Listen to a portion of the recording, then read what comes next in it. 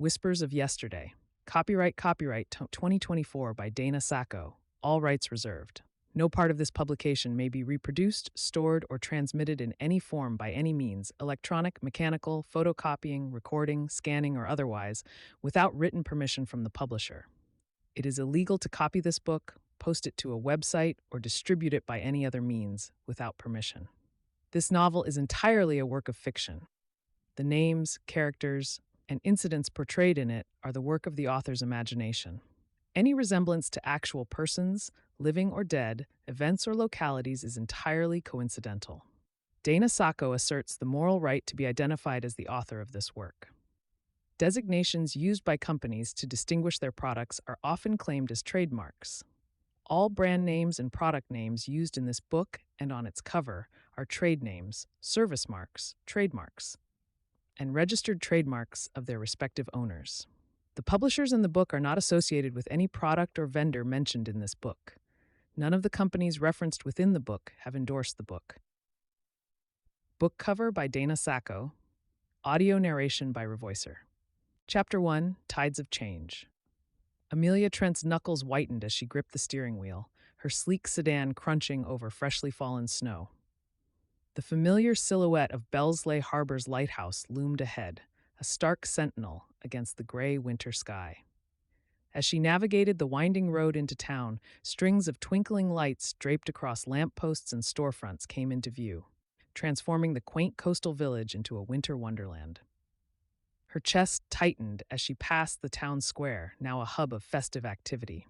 Vendors in colorful stalls hawked steaming cups of cocoa and handmade ornaments to bundled-up tourists. A massive Christmas tree dominated the center, its lights not yet illuminated, but promising a dazzling display come nightfall. The scent of roasted chestnuts and pine needles wafted through her cracked window, stirring memories she'd long tried to suppress. "Focus, Amelia," she muttered, shaking her head as if to dislodge the creeping tendrils of nostalgia. "You're here for work, nothing else." But even as she said it, a part of her whispered that Bellsleigh Harbor had never been just a place of work. As she parallel parked near the Harbor Haven Inn, a sensory memory hit her with the force of a crashing wave. Suddenly, she was transported back to a warm summer evening, the briny scent of the sea mingling with the sweetness of saltwater taffy. She could almost feel Gavin's calloused hand in hers, their fingers intertwined as they strolled along the boardwalk. His laugh, rich and warm as honey, echoed in her ears. Amelia blinked hard, banishing the bittersweet recollection. She took a deep, steadying breath and checked her reflection in the rearview mirror. Sharp brown eyes stared back at her, framed by a few errant strands of dark hair that had escaped her usually impeccable bun. She smoothed them back with a practiced hand, adjusting the collar of her crisp white blouse beneath her charcoal gray peacoat. Her gaze caught on the delicate silver chain around her neck, and she hesitated for a moment before fishing out the pendant that hung from it. The small lighthouse charm glinted in the weak winter sunlight, a gift from Gavin on their last night together. With a defiant set to her jaw, Amelia tucked the necklace back into her sweater. Out of sight, out of mind. Yet the weight of it against her chest seemed to mock her attempts at indifference. Gathering her briefcase and overnight bag, she stepped out into the brisk air. The inn's cheerful red door beckoned, promising warmth and comfort. As soon as Amelia pushed it open, she was enveloped in a cocoon of cinnamon and pine scents that brought an involuntary smile to her lips. The soft tinkling of sleigh bells attached to the door announced her arrival, and the crackle of a roaring fire in the hearth immediately made her feel more at home than she cared to admit. "Well, as I live and breathe, Amelia Trent, is that you?" The familiar voice belonged to Mrs. Larson, the inn's proprietor. The plump, silver-haired woman bustled out from behind the reception desk, her face alight with genuine pleasure. The jingle of her festive reindeer earrings added a whimsical note to her approach. "It's been far too long, dear. Let me look at you." Mrs. Larson held Amelia at arm's length, her kind eyes twinkling. "Still as lovely as ever, I see, though you could use some fattening up. Don't they feed you in that big city of yours?" Amelia laughed despite herself, some of the tension in her shoulders easing. "It's good to see you too, Mrs. Larson. The inn looks wonderful."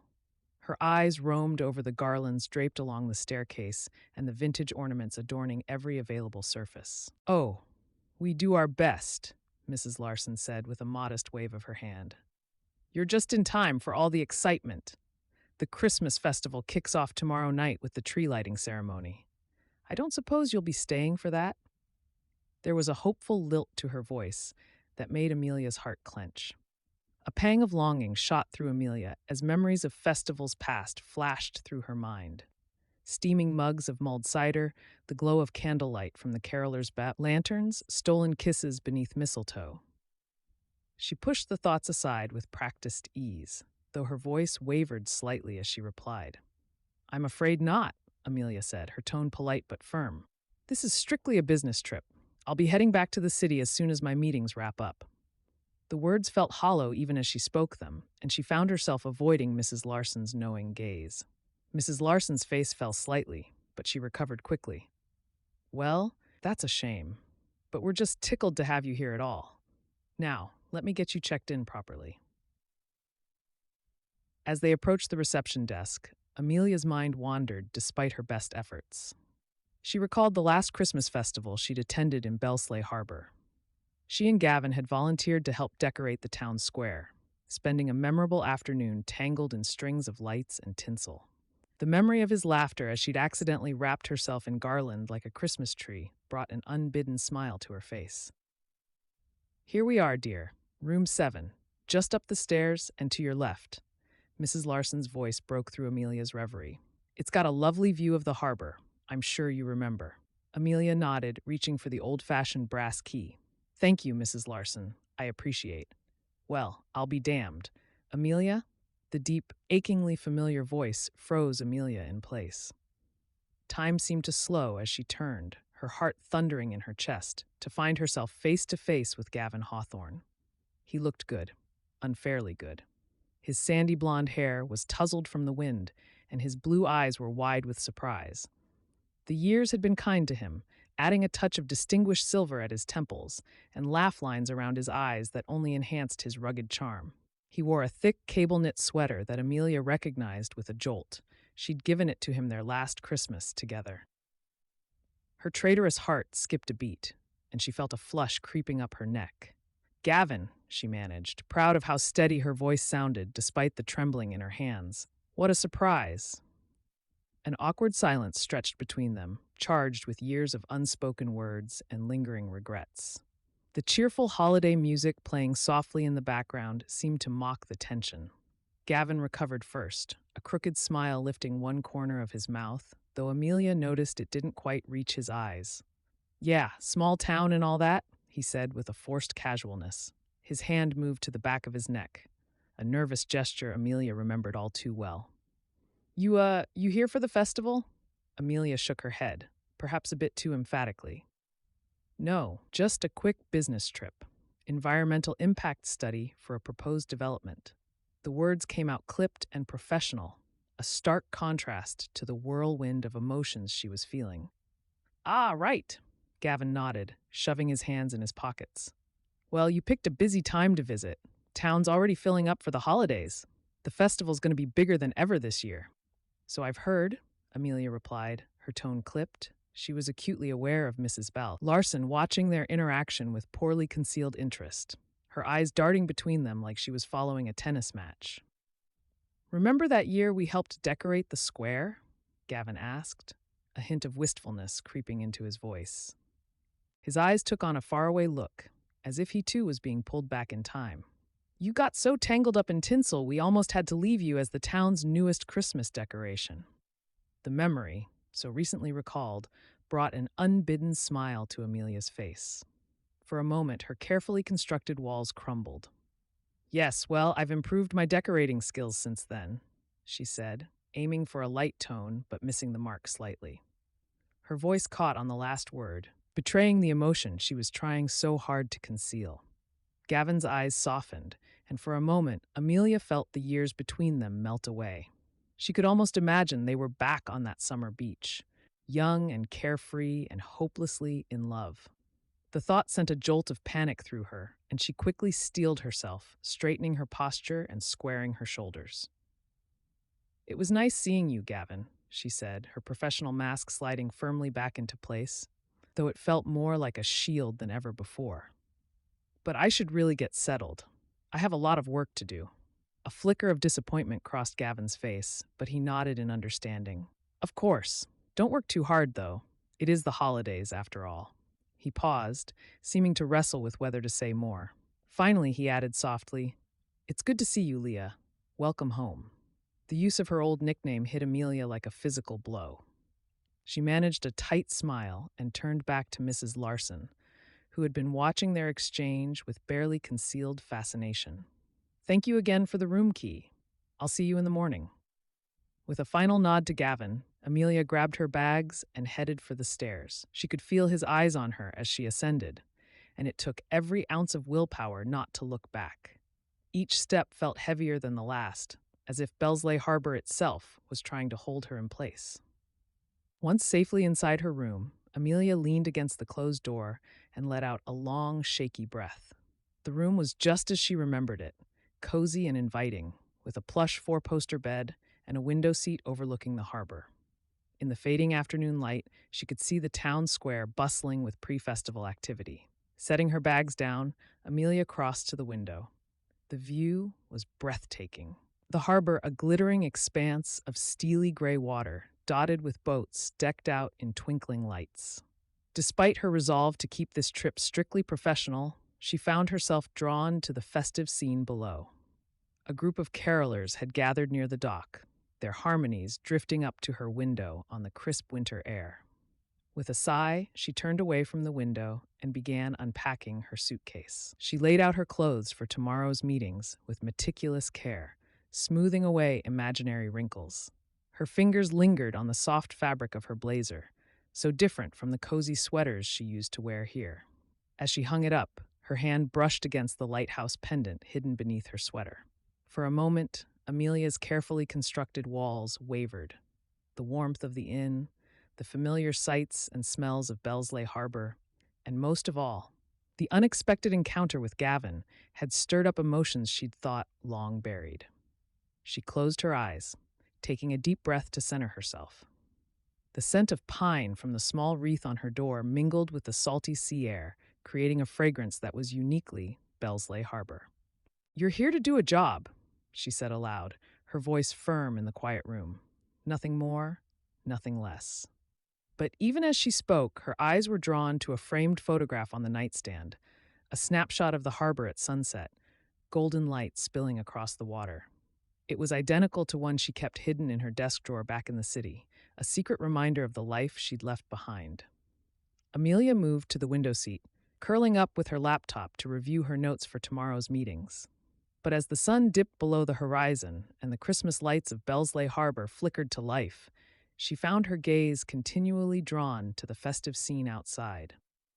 The town seemed to pulse with a magic all its own, beckoning her to remember, to reconnect, to come home.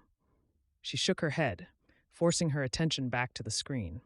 But as she turned back to her suitcase, Amelia couldn't quite shake the feeling that her carefully laid plans were about to be thoroughly upended by the magic of Bellsleigh Harbor at Christmas time. The lighthouse charm felt warm against her skin, a constant reminder of all she'd left behind, and perhaps all that was waiting for her to rediscover. Chapter 2. Harbor Haven or Heartbreak. Amelia's heart raced as she descended the stairs to the inn's lobby, her mind focused on the day ahead. Lost in thought, she nearly collided with a solid figure at the bottom of the stairs. "Oh, I'm so sorry." The words died on her lips as she found herself face to face with Gavin Hawthorne for the second time in less than 24 hours. "We've got to stop meeting like this," Gavin said, a hint of a smile playing at his lips. "People might start to talk." Amelia felt her cheeks warm, remembering their awkward encounter the previous evening. "Good morning, Gavin," she managed, proud of how steady her voice sounded, despite the trembling in her hands. They engaged in stilted small talk, discussing the unseasonably mild weather and the holiday preparations visible throughout Bellsleigh Harbor. Both carefully avoided any personal topics, right? But their exchanges were tinged with an undercurrent of their shared history. Just as the conversation started to feel unbearable, a cheerful voice rang out across the lobby.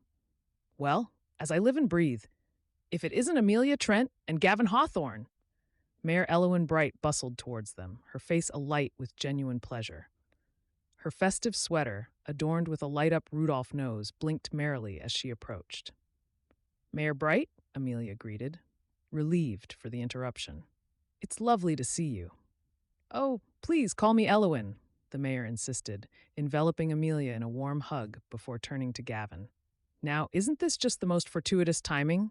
I was hoping to catch you both. Elowen's eyes twinkled with excitement as she continued. I have an exciting proposition for our harbor's environmental protection project. We need to preserve Bellsleigh Harbor's natural beauty and heritage while allowing for responsible development. Amelia nodded, slipping into her professional persona. That's precisely why I'm here, Mayor. My firm specializes in balancing environmental concerns with community needs. Excellent. Elowen clapped her hands together. And that's why I've decided to appoint you both to lead the project together. Amelia's polite smile froze on her face. I'm sorry, what? Gavin coughed, looking equally stunned. Mayor Elowen, I think there's been a misunderstanding. Nonsense. Elowen waved away their protests. Your combined expertise and shared history with the harbor make you the perfect team. It's like fate brought you both back here at the same time. Amelia and Gavin exchanged panicked glances, but found themselves nodding in reluctant agreement. As Elowen bid them farewell, leaving them standing awkwardly in the lobby, the full weight of the situation settled over them. Amelia took a deep breath. We should probably discuss our approach to the project. Gavin nodded, his tone a mix of professionalism and lingering emotion. Agreed. How about we meet later to outline our initial plans? As they turned to part ways, their eyes met once more. There was a silent understanding that this project would force them to confront their unresolved feelings. Amelia retreated to her room, needing a moment to collect herself. She gazed out the window at the harbor, memories of her past with Gavin rushing back unbidden. Determined to keep her emotions in check, she began to unpack her suitcase, only to have a burst of tinsel explode from the bag, covering her in shimmering strands. What on earth? She spluttered, batting at the festive decoration. A note fluttered to the floor. Thought you could use some holiday spirit, boss. Don't forget to have fun, Jen. Despite herself, Amelia laughed. Leave it to her assistant to try and inject some cheer into her work trip. Meanwhile, Gavin walked along the harbor, the cold air biting at his cheeks.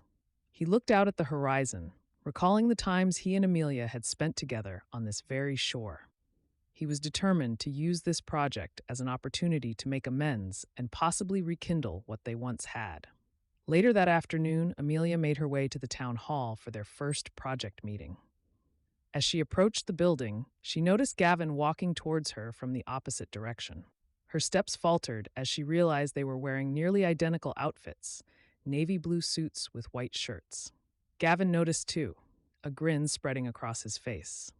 Great minds think alike, eh, Leah? Amelia felt her cheeks warm at the use of her old nickname. Or fools seldom differ, she retorted, but there was no real bite to her words. As they entered the meeting room, they were greeted by a whirlwind of tinsel and peppermint-scented perfume. A petite redhead with wild curls barely contained by a light-up Christmas tree headband bounded up to them. You must be Amelia and Gavin, she exclaimed, shaking their hands vigorously. I'm Poppy Winterbottom, unofficial welcoming committee and spreader of holiday cheer. Before either of them could respond, Poppy continued, I'm so excited you're both here for the project. And just in time for our annual mistletoe marathon. Mistletoe marathon? Amelia echoed, bewildered. Poppy nodded enthusiastically. It's a Bellsleigh Harbor tradition. Couples race through town, stopping at checkpoints to kiss under mistletoe. The fastest couple wins. Gavin coughed, trying to hide his amusement at Amelia's horrified expression. Poppy, we're not— Oh, don't be shy, Poppy interrupted, her green eyes twinkling mischievously. I've already signed you both up. Nothing says environmental cooperation like a good old-fashioned kissing race. As Poppy twirled away, leaving them in a cloud of glitter, Amelia turned to Gavin with a mix of exasperation and reluctant amusement. Is the whole town always this? Festive? Meddlesome? Slightly unhinged? Gavin supplied with a grin. Welcome back to Bellsleigh Harbor, Leah. The meeting progressed, with Amelia presenting her initial findings on the environmental impact of the proposed marina expansion. She was in her element, confidently discussing water quality assessments and habitat preservation strategies. But every time she glanced up, she found Gavin watching her with a mixture of admiration and something else she couldn't quite define. As she concluded her presentation, Mayor Elowin clapped enthusiastically. Wonderful, simply wonderful. Now, Gavin, why don't you share your ideas for integrating the expansion with our annual Christmas boat parade? Gavin stood, his easy charm immediately apparent as he began to speak. Amelia found herself captivated by his passion for the town and its traditions. She'd forgotten how his eyes lit up when he talked about something he cared about. Suddenly, the door burst open, and Poppy tumbled in, arms full of what appeared to be homemade Christmas ornaments. "Sorry I'm late," she chirped. "I was just putting the finishing touches on these biodegradable ornaments for the eco-friendly Christmas tree lighting ceremony. Amelia, Gavin, you two will be perfect to lead the ceremony. Nothing says green Christmas like two lovebirds lighting up the town together." Amelia and Gavin exchanged panicked glances as the room erupted in excited chatter. Mayor Elowin was nodding approvingly, while Poppy began distributing her ornaments, which seemed to be made of pine cones, twine, and an alarming amount of glitter. "Oh, I don't think," Amelia began, but her protest was drowned out by Poppy's enthusiastic rendition of "All I Want for Christmas Is You," pointedly directed at Gavin and Amelia. As the meeting devolved into an impromptu Christmas planning session, with Poppy suggesting increasingly outlandish eco-friendly holiday activities, Amelia caught Gavin's eye across the room. He grinned and shrugged, as if to say, "Welcome back to Bellsleigh Harbor." Despite her best efforts to maintain her professional composure, Amelia felt a laugh bubbling up inside her. This project was going to be unlike anything she'd ever experienced, and a small, traitorous part of her was actually looking forward to it. As they left the town hall, Amelia's head was spinning with talk of sustainable Santa suits and reindeer-powered wind turbines. She couldn't shake the feeling that her carefully ordered life was about to be turned upside down by the irrepressible holiday spirit of Bellsleigh Harbor. And for the first time in years, she wasn't entirely sure that was a bad thing. Poppy watched them leave with a determined glint in her eye. "Operation Holiday Harmony is officially underway," she whispered to herself, already plotting her next move to bring the two lovebirds together. As Amelia walked back to the inn, she found herself lost in thought, barely noticing the festive decorations that adorned every storefront. The weight of the day's events settled on her shoulders, a mix of professional challenge and personal turmoil that she hadn't anticipated when she'd agreed to take on this project. She was so distracted that she nearly walked straight into a group of carolers practicing in the town square. Their harmonious rendition of Silent Night filled the air, and for a moment, Amelia felt a pang of nostalgia so strong it almost took her breath away. "Careful there," a familiar voice said, a hand gently steadying her elbow. Amelia turned to find Gavin beside her, his eyes twinkling with amusement. "You know, for someone who's supposed to be assessing environmental impact, you're not very aware of your surroundings." Amelia rolled her eyes, but couldn't help the small smile that tugged at her lips. "I was just thinking." "About the project?" Gavin asked, falling into step beside her as they continued towards the inn. "Among other things," Amelia admitted, surprising herself with her honesty. "It's a lot to take in." Gavin nodded, his expression softening. "I know what you mean. Listen, Leah. I know this isn't what either of us expected, but I'm glad you're here. I think we can do some real good for Bellsleigh Harbor." Amelia felt a warmth spread through her chest at his words, and she quickly tamped it down. "Yes, well, we'll see how it goes. Good night, Gavin." As she turned to enter the inn, Gavin called out, "Oh, and Leah, you might want to check your hair before you go inside. You've got a bit of tinsel." Amelia's hand flew to her head, finding a stray strand of tinsel tangled in her dark locks.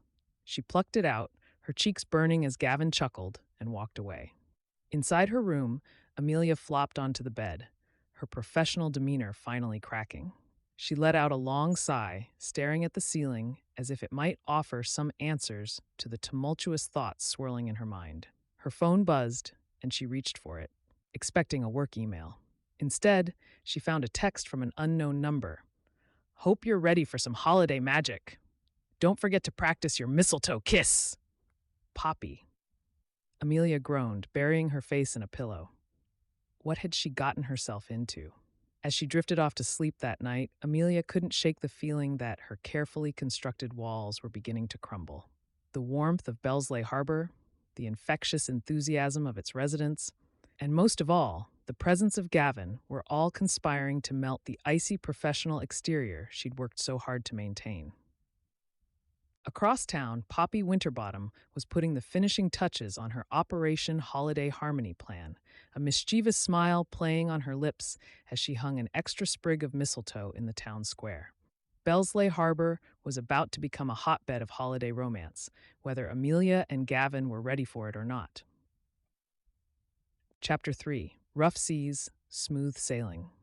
Amelia arrived at the harbor office, her breath visible in the chilly morning air. She paused at the entrance, steeling herself for the day ahead. As she reached for the door handle, a familiar figure approached from the other direction. "Morning," Gavin said, his tone carefully neutral. "Good morning," Amelia replied, equally measured. They stood there for an awkward moment, neither wanting to be the first to enter. Finally, Gavin reached past her and opened the door, gesturing for her to go in. As Amelia stepped inside, she nearly collided with a ladder. "Oh, careful there!" Poppy's cheerful voice rang out from above. She was perched precariously on the top rung, stretching to hang a sprig of mistletoe in the doorway. "Can't have a proper holiday without mistletoe, can we?" Amelia and Gavin exchanged a look of shared exasperation before carefully maneuvering around the ladder. As they made their way to the conference room, they noticed Poppy had been busy. Every doorway sported a fresh bunch of mistletoe, and the petite redhead was giggling to herself as she added even more. Inside the conference room, Amelia took a seat across from Gavin, spreading out her notes and laptop with methodical precision. The silence between them was thick, with unspoken words and shared history. Just as Amelia opened her mouth to speak, the door burst open. Poppy pranced in, decked out in a full elf costume, complete with jingling bells on her curly-toed shoes. "Who's ready for some eco-friendly Christmas cookies?" she sang, brandishing a plate of green-tinged treats. "These aren't just any cookies, mind you. They're special fortune-telling cookies that will help you read the future of the harbor." Amelia blinked, momentarily at a loss for words. Gavin, to his credit, managed a polite smile. "Thanks, Poppy, but we're just about to start our meeting." "Perfect timing then," Poppy declared, setting the plate down between them. "You'll need sustenance for all the important decision-making. Go on, take one each." Reluctantly, Amelia and Gavin each took a cookie. Poppy beamed at them expectantly until they both took small, tentative bites. "Well," she prompted, "what do you see in your cookie's future?" Amelia swallowed hard, fighting to keep her professional composure. "I see a lot of work ahead of us." Gavin nodded, playing along. "And I see potential for positive change." Poppy clapped her hands in delight. "Oh, how wonderful! Your visions align perfectly. It's a sign." Before either of them could respond, Poppy twirled out of the room, leaving behind the lingering scent of peppermint and a trail of glitter. Clearing her throat, Amelia turned to her laptop. "Right, let's get started, shall we? I've prepared a comprehensive outline for our approach to the environmental assessment."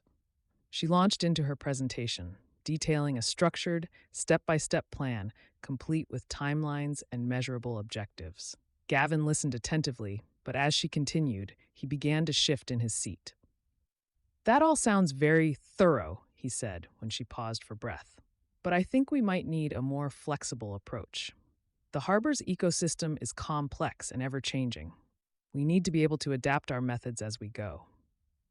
Amelia felt a flicker of irritation. Flexibility is all well and good, but without a solid framework, we risk missing crucial data points. "And with too rigid a framework, we might miss the forest for the trees," Gavin countered. Their discussion quickly escalated into a heated debate about methodology and approach.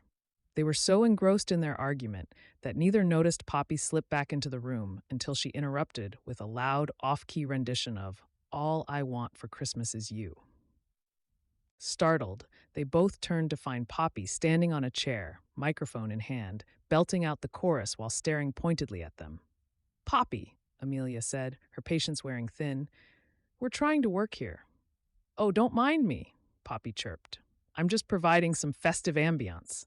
Carry on." As Amelia and Gavin resumed their discussion, their frustration with each other began to bleed into more personal territory. "You always did have a problem with being too rigid," Gavin muttered. Amelia's eyes flashed. "And you never could take anything seriously enough. Is that why you left without saying goodbye?" Gavin shot back, his voice low and hurt. The room fell silent, the weight of their shared past hanging heavy between them. Amelia opened her mouth to respond, but movement outside the window caught her eye. She turned to see Poppy, now inexplicably dressed as a snowman, holding up a large sign that read, "Love is the answer to all environmental problems." Gavin followed her gaze and let out a surprised laugh. The tension in the room dissipated slightly, and he ran a hand through his hair. "Look, Leah, I'm sorry. That was out of line. We should focus on the project." Amelia nodded stiffly, not quite ready to let her guard down. "You're right. Let's just stick to the work at hand." Before they could continue, Poppy burst back into the room. "I've had the most brilliant idea," she announced. "What you two need is some holiday-themed field research to truly understand the harbor's needs. I'm thinking a Christmas lights boat tour, or maybe a polar bear plunge for science." Amelia and Gavin exchanged a look of shared disbelief. "Poppy, I appreciate your enthusiasm, but," Amelia began, only to be interrupted by the arrival of Sage and Clara. The two women entered the room, taking in the scene before them with knowing glances. Trailing behind them was Poppy, who had somehow managed to change into a full Christmas tree costume in the span of mere minutes. "Mistletoe alert!" Poppy whispered loudly every time Amelia and Gavin's paths crossed as they rearranged to make room for the newcomers. Sage settled into a chair, her eyes twinkling with amusement.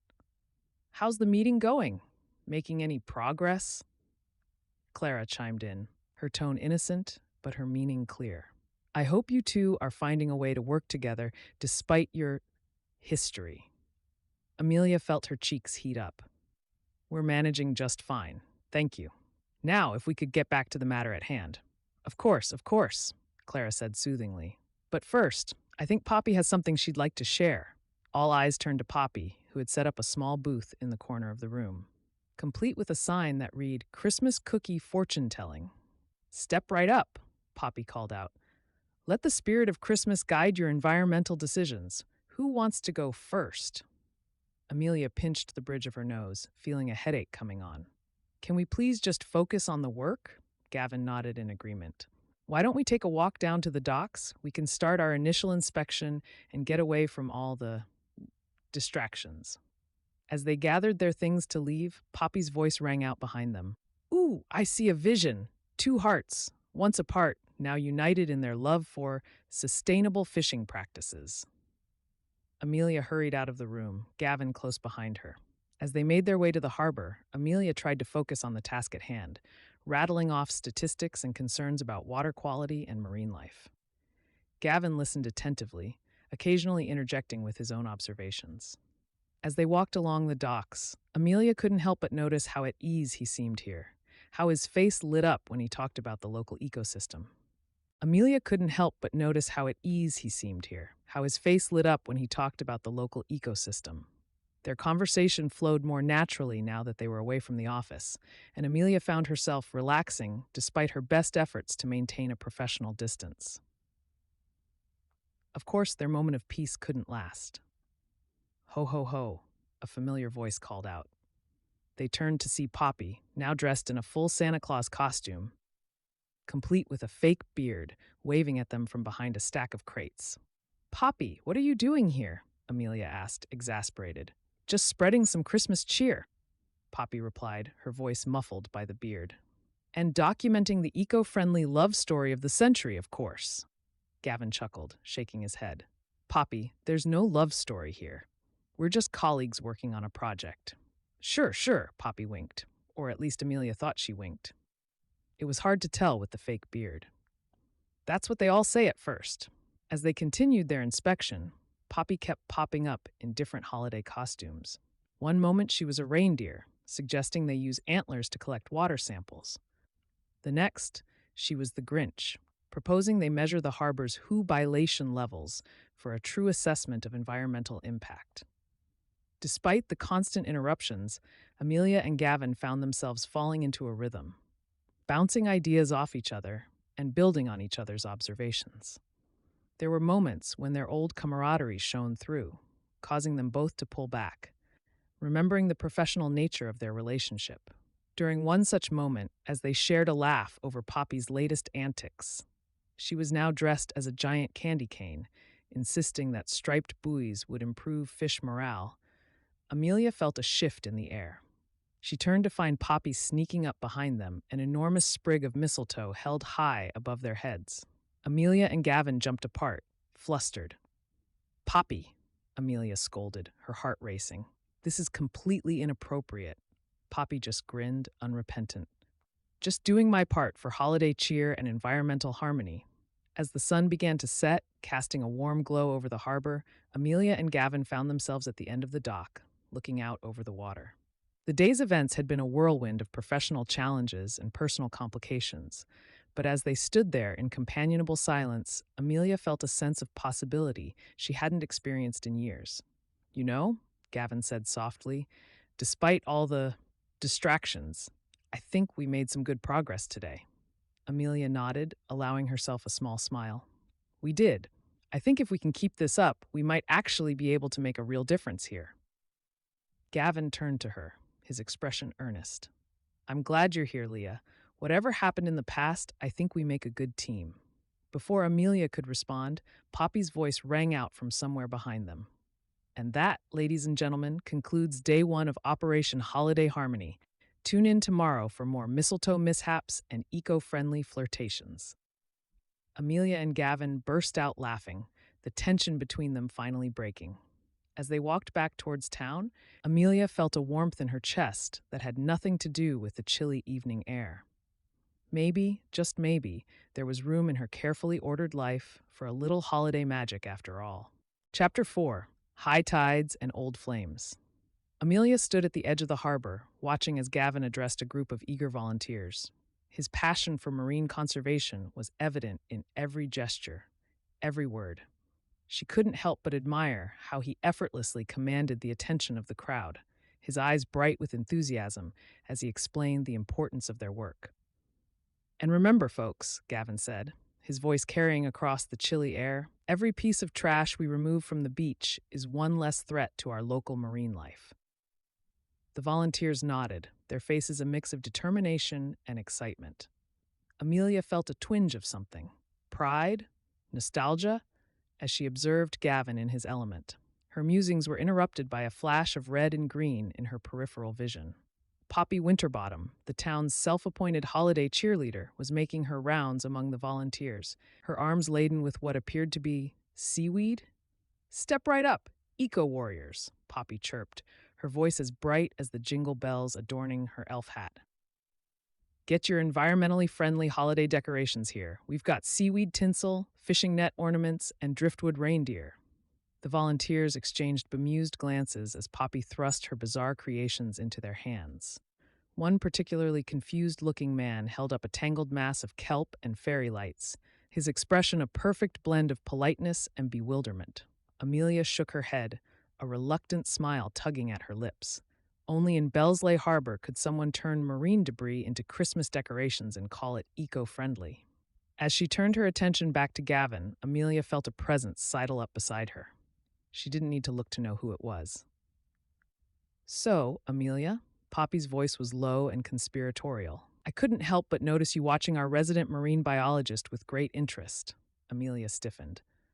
"I was merely observing the volunteer training, Poppy. It's part of my job to—" "Oh, pish-posh."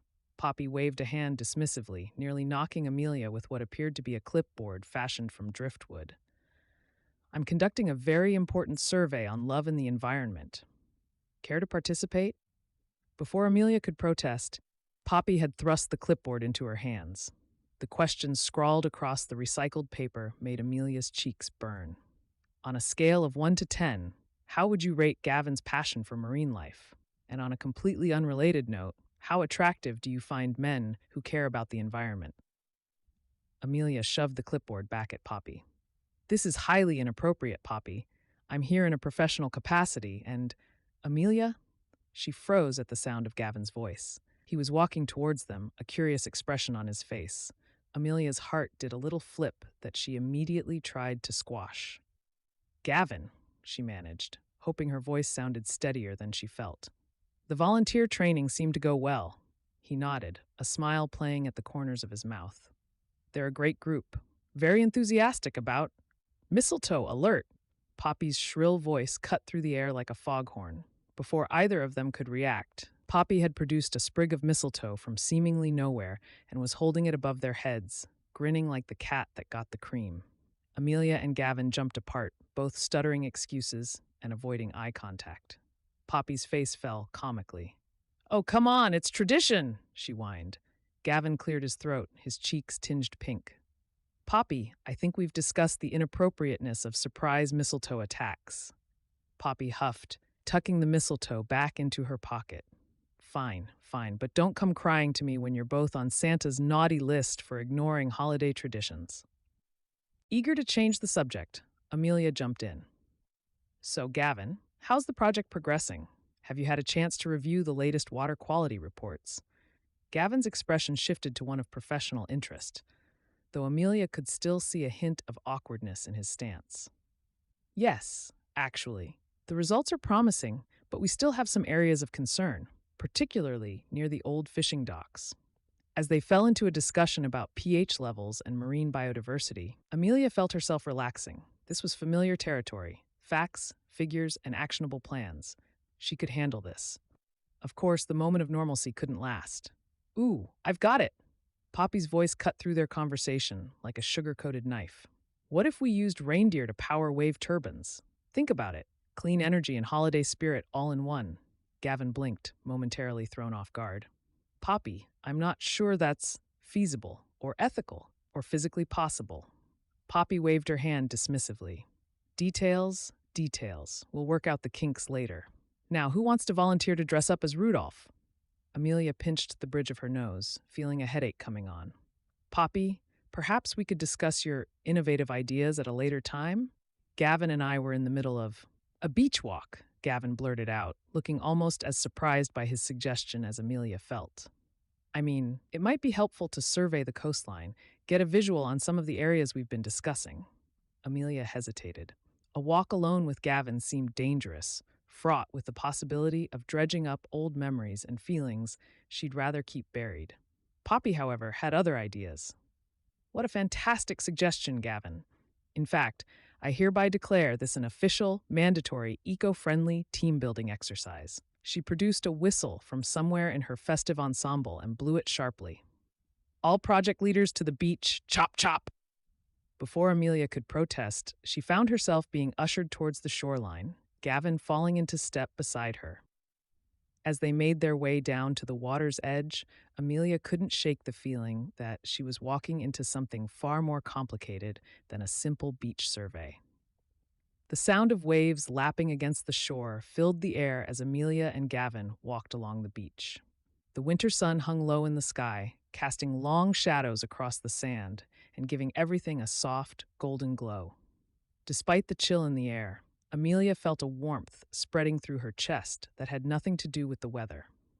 They walked in companionable silence for a while, both seemingly lost in thought. Amelia found herself sneaking glances at Gavin, noting how the years had changed him.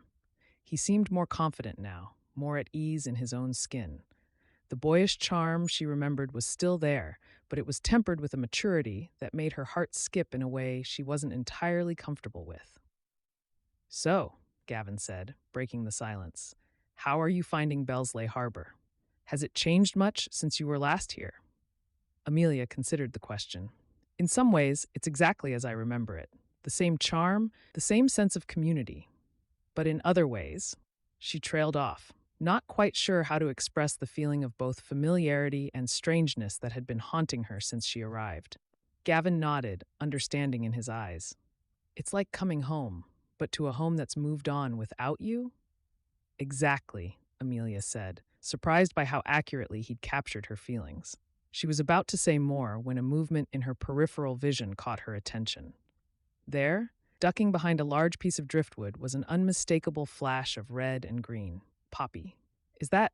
is Poppy following us with a camera? Amelia asked, incredulous. Gavin turned, spotting Poppy just as she attempted to hide behind her comically large camera. Poppy, he called out, exasperation clear in his voice.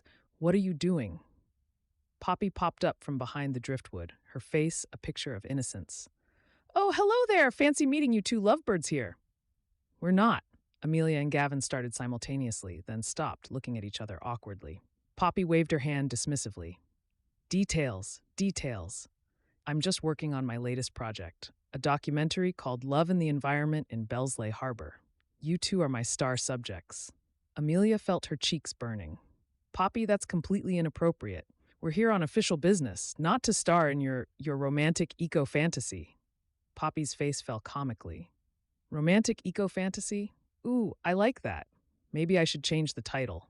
Gavin stepped in, his voice gentle but firm. Poppy, I appreciate your enthusiasm, but Amelia's right. This is a professional project. Maybe you could focus your documentary on the actual environmental work we're doing? Poppy considered this for a moment, then brightened. You're right. I'll call it Love for the Environment in Bellsleigh Harbor instead. Much more subtle. Before either of them could protest further, Poppy had scampered off down the beach, muttering about camera angles and narrative arcs. Gavin turned to Amelia, an apologetic smile on his face. I'm sorry about that. Poppy can be a bit intense. Amelia found herself smiling despite her embarrassment. It's fine. She certainly keeps things interesting. They resumed their walk, the awkwardness from Poppy's interruption slowly fading. As they rounded a bend in the shoreline, Gavin's expression grew more serious. Amelia, he began, his voice soft. I know we've been trying to keep things professional, but I think we need to talk about what happened between us. Amelia felt her heart rate quicken. This was exactly the conversation she'd been dreading. Gavin, I don't think... Greetings, seekers of love and environmental harmony. They both jumped at the sound of Poppy's voice. She had somehow managed to change into a flowing robe covered in glittery fish, a seaweed wreath perched precariously on her head. She was peering at them from behind a nearby sand dune, affecting a mystical air.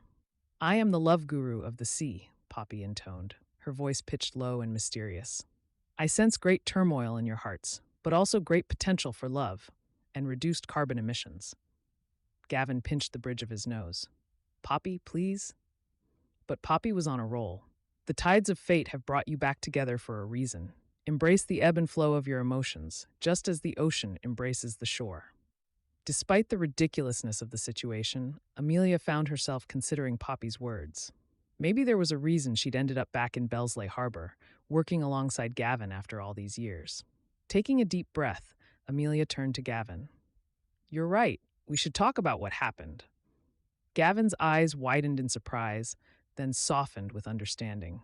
Okay, he said gently. I'm listening. Amelia closed her eyes for a moment, gathering her thoughts. When she opened them, she was struck by the earnestness in Gavin's gaze. I made a mistake, she said quietly, leaving the way I did, without explanation. I was young and scared, and I'm sorry. As soon as the words left her mouth, a voice rang out from somewhere behind them. The Christmas cookie fortune-telling booth is now open for business. Step right up and discover your romantic destiny. They turned to see Poppy, now dressed in a gingerbread man costume, standing behind a hastily constructed booth made of driftwood and tinsel. I predict, Poppy announced loudly, waving a comically large cookie over her head, that certain environmental project leaders are destined for a rekindling of old flames. The cookie never lies. Gavin let out a surprised laugh, the tension of the moment broken. She's certainly persistent. I'll give her that. Amelia found herself smiling too, grateful for the momentary distraction. Persistent is one word for it. Turning back to each other, the atmosphere shifted once again. Gavin's expression grew serious. Amelia, I appreciate your apology, and I owe you one too. I should have fought harder for us, should have tried to understand why you left, instead of just letting you go. As Gavin spoke, Amelia became aware of a flurry of activity behind him. Poppy, still in her gingerbread costume, was organizing what appeared to be a group of volunteers dressed as elves. They were picking up trash along the beach, singing off-key Christmas carols as they worked. The juxtaposition of Gavin's heartfelt words and the comical scene behind him was almost too much for Amelia. She felt a bubble of laughter rise in her throat, quickly followed by a wave of emotion she couldn't quite name. "We were young," she said softly. "We both made mistakes." Gavin nodded, a small smile playing at the corners of his mouth. "We were, but maybe we're not so young anymore." The implications of his words hung in the air between them, full of possibility and uncertainty. Amelia felt her heart racing, torn between the urge to run and the desire to stay, to see where this conversation might lead. Before she could respond, Poppy's voice cut through the air once again. "Attention, beachgoers and love-seekers. The first annual Bellsleigh Harbor Holiday Karaoke fundraiser is about to begin. Our first performers will be, drumroll please, Amelia and Gavin." Amelia's eyes widened in horror. "Oh no, absolutely not." But Gavin was already laughing, shaking his head in amused disbelief. "You know," he said, turning to Amelia with a mischievous glint in his eye, "it might be fun, for old time's sake." Amelia felt a rush of memories wash over her. Late nights at the local karaoke bar, Gavin's terrible rendition of "Don't Go Breaking My Heart," the way he'd always managed to make her laugh, even when she was trying to be serious. I don't know, Gavin." She hesitated, torn between the professional distance she'd been trying to maintain and the undeniable pull of nostalgia and something deeper. Gavin's expression softened. "Hey, no pressure. We can always tell Poppy we're too busy saving the environment to participate in her karaoke scheme." As if on cue, Poppy appeared beside them, now inexplicably dressed as a Christmas tree. "Did someone say karaoke? I've got the perfect song picked out for you two. It's called All I Want for Christmas is a Clean Ocean." Despite herself, Amelia burst out laughing. The absurdity of the situation, combined with the genuine warmth in Gavin's eyes and the infectious enthusiasm of Poppy and the volunteers, was too much to resist. "All right," she said, surprising herself. "One song, but I'm not promising it'll be any good." Gavin's face lit up with a smile that made Amelia's heart skip. "That's the spirit. And hey, if we're terrible, we can always blame it on Poppy's unique song selection." As they made their way towards Poppy's impromptu karaoke stage, which seemed to be constructed primarily of driftwood and recycled plastic bottles, Amelia felt a mix of emotions swirling within her. Uncertainty about the future, lingering regrets from the past, but also a growing sense of possibility. She glanced at Gavin, catching him looking at her with an expression that mirrored her own conflicted feelings. There was still so much unsaid between them, so many hurts to heal and bridges to rebuild. But as Poppy thrust microphones made of painted pine cones into their hands, Amelia felt a spark of hope. Maybe, just maybe, there was room in her carefully ordered life for a little holiday magic after all. And as she and Gavin launched into what was undoubtedly the world's first and only marine conservation-themed Christmas carol, Amelia couldn't help but think that sometimes the most unexpected journeys led to the most beautiful destinations. Chapter 5. Storms and Confessions. Amelia squinted at the environmental data charts spread across the lighthouse's makeshift work table. The flickering light from the ancient desk lamp cast long shadows across the room, making the task of deciphering the tiny numbers even more challenging. She glanced up, catching Gavin's furrowed brow as he pored over his own set of documents. "Find anything interesting?" she asked, stretching her arms above her head. Gavin looked up, a wry smile playing at the corners of his mouth. Besides Poppy's ingenious storm-proofing decorations, not really. Amelia's gaze drifted to the window, where Poppy's latest creation, a giant inflatable snowman, bobbed precariously in the strengthening wind. Tinsel, lightning rods glinted in the fading light, their cheerful sparkle at odds with the darkening sky. "I'm still trying to figure out how she managed to tie that monstrosity to the lighthouse railing," Amelia mused, shaking her head in disbelief. Gavin chuckled. "Never underestimate Poppy's determination when it comes to holiday decorating. Remember the year she turned the entire harbor into a winter wonderland using nothing but cotton balls and fishing line?" A warm flush of nostalgia washed over Amelia, quickly followed by a pang of regret. She opened her mouth to respond, but the sudden crackle of static from the old radio on the shelf interrupted her. Severe winter storm approaching Bellsleigh Harbor, a tinny voice announced. All residents are advised to seek shelter immediately. This is not a drill. Gavin was on his feet in an instant, moving to turn up the volume. Amelia felt her heart rate quicken as the weatherman detailed the impending storm's severity. "We should go," she said, already gathering papers into her bag. "It's not safe to stay here." Gavin nodded, his expression grim. "You're right. Let me just grab the—" He paused, staring at a brightly wrapped package tucked beneath the desk. "What's this?"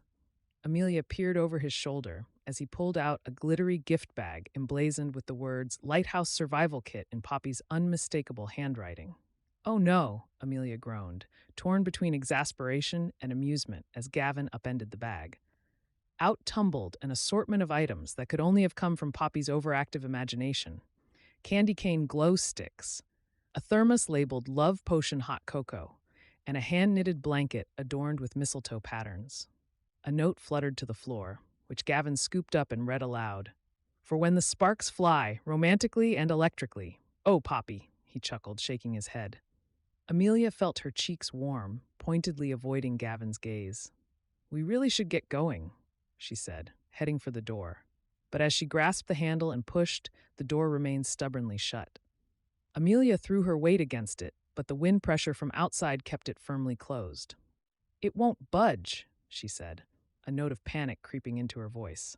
Gavin joined her, adding his strength to hers, but to no avail. The howling wind outside seemed to mock their efforts. "We're trapped," Amelia whispered, the reality of their situation sinking in. Gavin ran a hand through his hair, his expression a mix of concern and determination. "Okay, don't panic. There has to be a way to contact someone." As if on cue, a crackle of static emanated from Poppy's survival kit. Gavin dove for it, pulling out a bedazzled walkie-talkie. "Hello? Can anyone hear us?" he called into the device. For a moment, there was nothing but static. Then Poppy's cheerful voice burst through the speaker. "Gavin? Amelia? Are you two lovebirds still up in the lighthouse?" Amelia felt her face flush at Poppy's choice of words. "We're fine, Poppy," she said, leaning closer to the walkie-talkie. "But we're stuck. The door won't open." "Oh no," Poppy's voice crackled with concern. "Well, don't you worry. I'm sure if you use the power of holiday spirit, you'll stay nice and warm until help arrives." Gavin and Amelia exchanged a look of disbelief. "Poppy, we need real help," Gavin said firmly. "Can you contact the Coast Guard?" Of course," Poppy replied. "But in the meantime, why don't you two cozy up with that mistletoe blanket I packed? Nothing like a little romance to weather the storm." Before either of them could respond, the walkie-talkie went silent. Amelia began to pace the small space of the lighthouse keeper's quarters, her mind racing. "This can't be happening," she muttered. Gavin, meanwhile, was fiddling with the ancient radio, trying to pick up any emergency broadcasts. "It'll be okay, Amelia," he said, his voice steady. "We've got shelter, and I'm sure help will come soon." As if to contradict his reassuring words, a loud crack of thunder shook the lighthouse, and suddenly they were plunged into darkness. Amelia gasped, momentarily disoriented. She took a step forward and collided with something solid and warm, Gavin. "Sorry," she mumbled, acutely aware of his proximity in the pitch black. For a moment, neither of them moved. Amelia could feel the heat radiating from Gavin's body, could smell the faint scent of his cologne mixed with the salty sea air. "It's okay," Gavin said softly, his breath tickling her ear. The darkness seemed to amplify every sensation, every unspoken word hanging between them. After what felt like an eternity, Gavin cleared his throat. "I should, find some candles." "Right," Amelia agreed, stepping back quickly. She heard Gavin moving around, the sound of drawers opening and closing. Finally, a warm glow filled the room as Gavin lit several emergency candles. The flickering light revealed even more of Poppy's decorations scattered around the room, including, Amelia noticed with a mix of horror and amusement, strategically placed sprigs of mistletoe. Their eyes met, and they both burst into awkward laughter. "Leave it to Poppy," Gavin said, shaking his head. As the initial amusement faded, a heavy silence fell between them. Amelia hugged herself, suddenly feeling vulnerable in the intimate candlelight. "Are you cold?" Gavin asked, reaching for Poppy's mistletoe blanket. Amelia shook her head. No, I don't like feeling trapped, she admitted quietly. Gavin's expression softened. Hey, it's okay. We're safe here, and we're together. Something in his tone made Amelia look up, meeting his gaze. The candlelight flickered in his eyes, and for a moment, she saw the boy she'd fallen in love with all those years ago. Remember that time we got stuck in Old Man Willoughby's barn during that summer storm? Gavin asked, a smile playing at his lips. Amelia couldn't help but laugh. How could I forget? You were convinced his scarecrow was going to come to life and attack us. In my defense, that thing was creepy, Gavin protested, grinning. As they settled onto the small couch, surrounded by Poppy's well-meaning but misguided decorations, the tension between them began to ease. They swapped stories of Poppy's past holiday antics, each memory bringing them closer to the shared history they'd left behind. Remember the year she tried to organize a Christmas-themed scuba diving expedition? Gavin asked, chuckling. Amelia groaned. Oh, God. Yes. Didn't she dress up as a festive mermaid and nearly freeze to death? Their laughter filled the small space, momentarily drowning out the howling wind outside. As it died down, Amelia found herself studying Gavin's face in the candlelight. The years had added a few lines around his eyes, but his smile was just as warm as she remembered. Gavin, she began hesitantly, about what happened between us. He turned to her, his expression serious. Amelia, I need to tell you something. It's been weighing on me for years. She nodded, her heart racing. When you left, Gavin continued, his voice low, I was hurt and confused. But my biggest regret is that I didn't fight harder for us. I should have tried to understand why you were leaving instead of just letting you go. Amelia felt tears prick at the corners of her eyes. She reached out, almost unconsciously, and picked up a heart-shaped ornament from Poppy's survival kit, turning it over in her hands. I used my career as a shield, she admitted softly. I was scared of how deeply I felt for you, of how much it would hurt if things didn't work out. So I ran, and leaving Bellsleigh Harbor, it was the biggest mistake of my life. Gavin reached out, covering her hand with his own. The warmth of his touch sent a shiver through her. We were young, he said gently. We both made mistakes, but maybe we're not so young anymore. Amelia met his gaze, her heart pounding. The candlelight cast a warm glow over everything, making the moment feel almost dreamlike. She opened her mouth to respond, but before she could, Poppy's walkie-talkie crackled to life. Hello, lovebirds, Poppy's voice sang out. Just checking in on you. And remember, love is an open door. As if on cue, Poppy began belting out the song from Frozen, her enthusiasm more than making up for her lack of pitch. Gavin and Amelia burst into laughter, the tension of the moment broken. But as their eyes met again, Amelia felt a spark of something she thought she'd lost long ago. Hope. As the night wore on, they talked more openly than they had in years. Years of misunderstandings and pent-up feelings poured out, punctuated by Poppy's occasional check-ins and impromptu musical numbers. Finally, as the first light of dawn began to creep through the windows, the storm started to subside. Exhausted but somehow lighter, Amelia and Gavin moved to the lighthouse balcony to watch the sunrise. Look, Gavin said, pointing. Poppy's snowman made it. Sure enough, the giant inflatable decoration was still bobbing cheerfully in the morning light, miraculously unscathed by the storm. Amelia couldn't help but laugh at the absurdity of it all. In the soft morning light, surrounded by Poppy's festive decorations, Amelia turned to Gavin. Their eyes met, and slowly, hesitantly, they leaned towards each other. The kiss was brief and tender, full of promise and possibility. As they pulled apart, Poppy's voice once again crackled through the walkie-talkie. Good morning, survivors. I'm on my way with hot cocoa and my camera. We simply must document this for the Bellsleigh Harbor newsletter. Gavin and Amelia shared an amused look. As they gathered their belongings, they kept finding notes Poppy had hidden around the lighthouse, each with a cheesier holiday-themed romantic quote than the last. All I want for Christmas is Yule, Gavin read from one, raising an eyebrow at Amelia. She groaned, but couldn't hide her smile. She's nothing if not persistent. Before leaving the lighthouse, they paused at the door. The reality of the world outside, of the challenges they still faced, seemed to press in on them. Amelia, Gavin said softly, I know we have a lot to figure out, but I'd like to try, if you're willing. Amelia nodded, feeling a mix of excitement and trepidation. I'd like that too. Let's take it slow, see where this leads us. As they opened the door, they were greeted by the sight of Poppy, bundled up in a coat that seemed to be made entirely of jingle bells. She was holding 2 thermoses of what was presumably hot cocoa, and a banner that read, Lighthouse Survivors, fluttered behind her in the breeze. Oh, thank goodness you're both okay, Poppy exclaimed, pulling them into a group hug. Now, I have the most wonderful idea for the upcoming eco-friendly Christmas parade. You two simply must lead it together. As Poppy launched into an elaborate explanation of her parade plans, Amelia caught Gavin's eye over Poppy's shoulder. They shared a warm look, both amused and touched by their friend's enthusiasm, and cautiously optimistic about their future together in Bellsleigh Harbor. The morning sun glinted off the snow-covered landscape, promising a new day and perhaps a new beginning. Chapter 6. Tensions rise with the tide. Amelia stood at her inn window, her fingers absently tracing the frost patterns on the glass. The events of last night played on repeat in her mind. The storm, the candlelit conversations, and that kiss.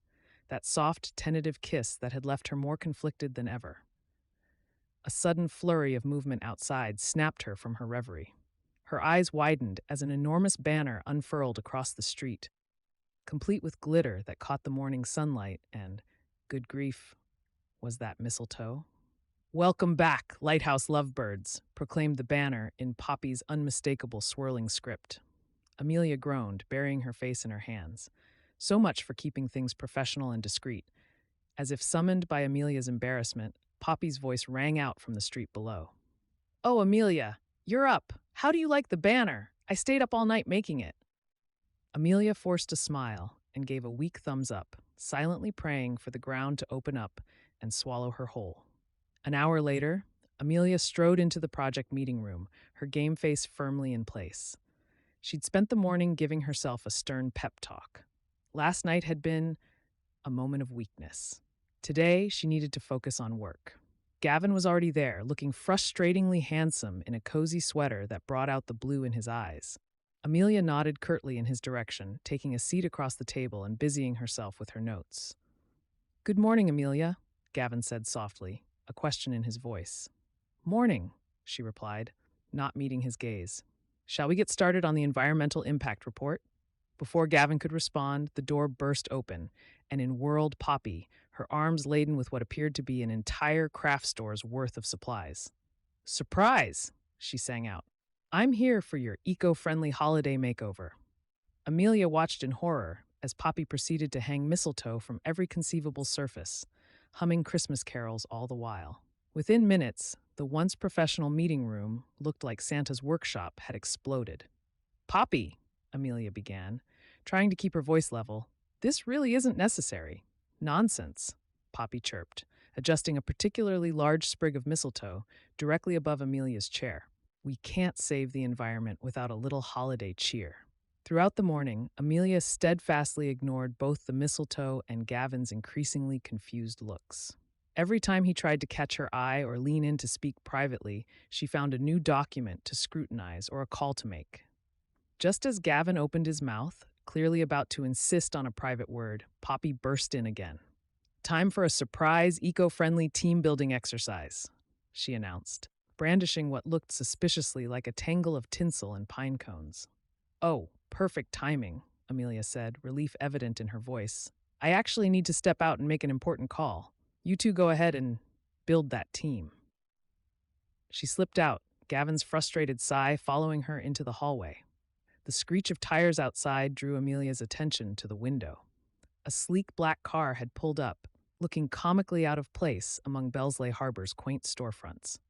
Out stepped a man in an impeccably tailored suit, his expression suggesting he'd rather be anywhere else. Jackson Reeves had arrived. Poppy, who had been arranging a nativity scene made entirely of recycled materials on the sidewalk, immediately zeroed in on the newcomer. Amelia watched, torn between amusement and mortification, as Poppy marched up to Jackson, a determined glint in her eye. Welcome to Bellsleigh Harbor, Poppy exclaimed, brandishing what appeared to be a large, sparkly button. Here's your official holiday spirit pin.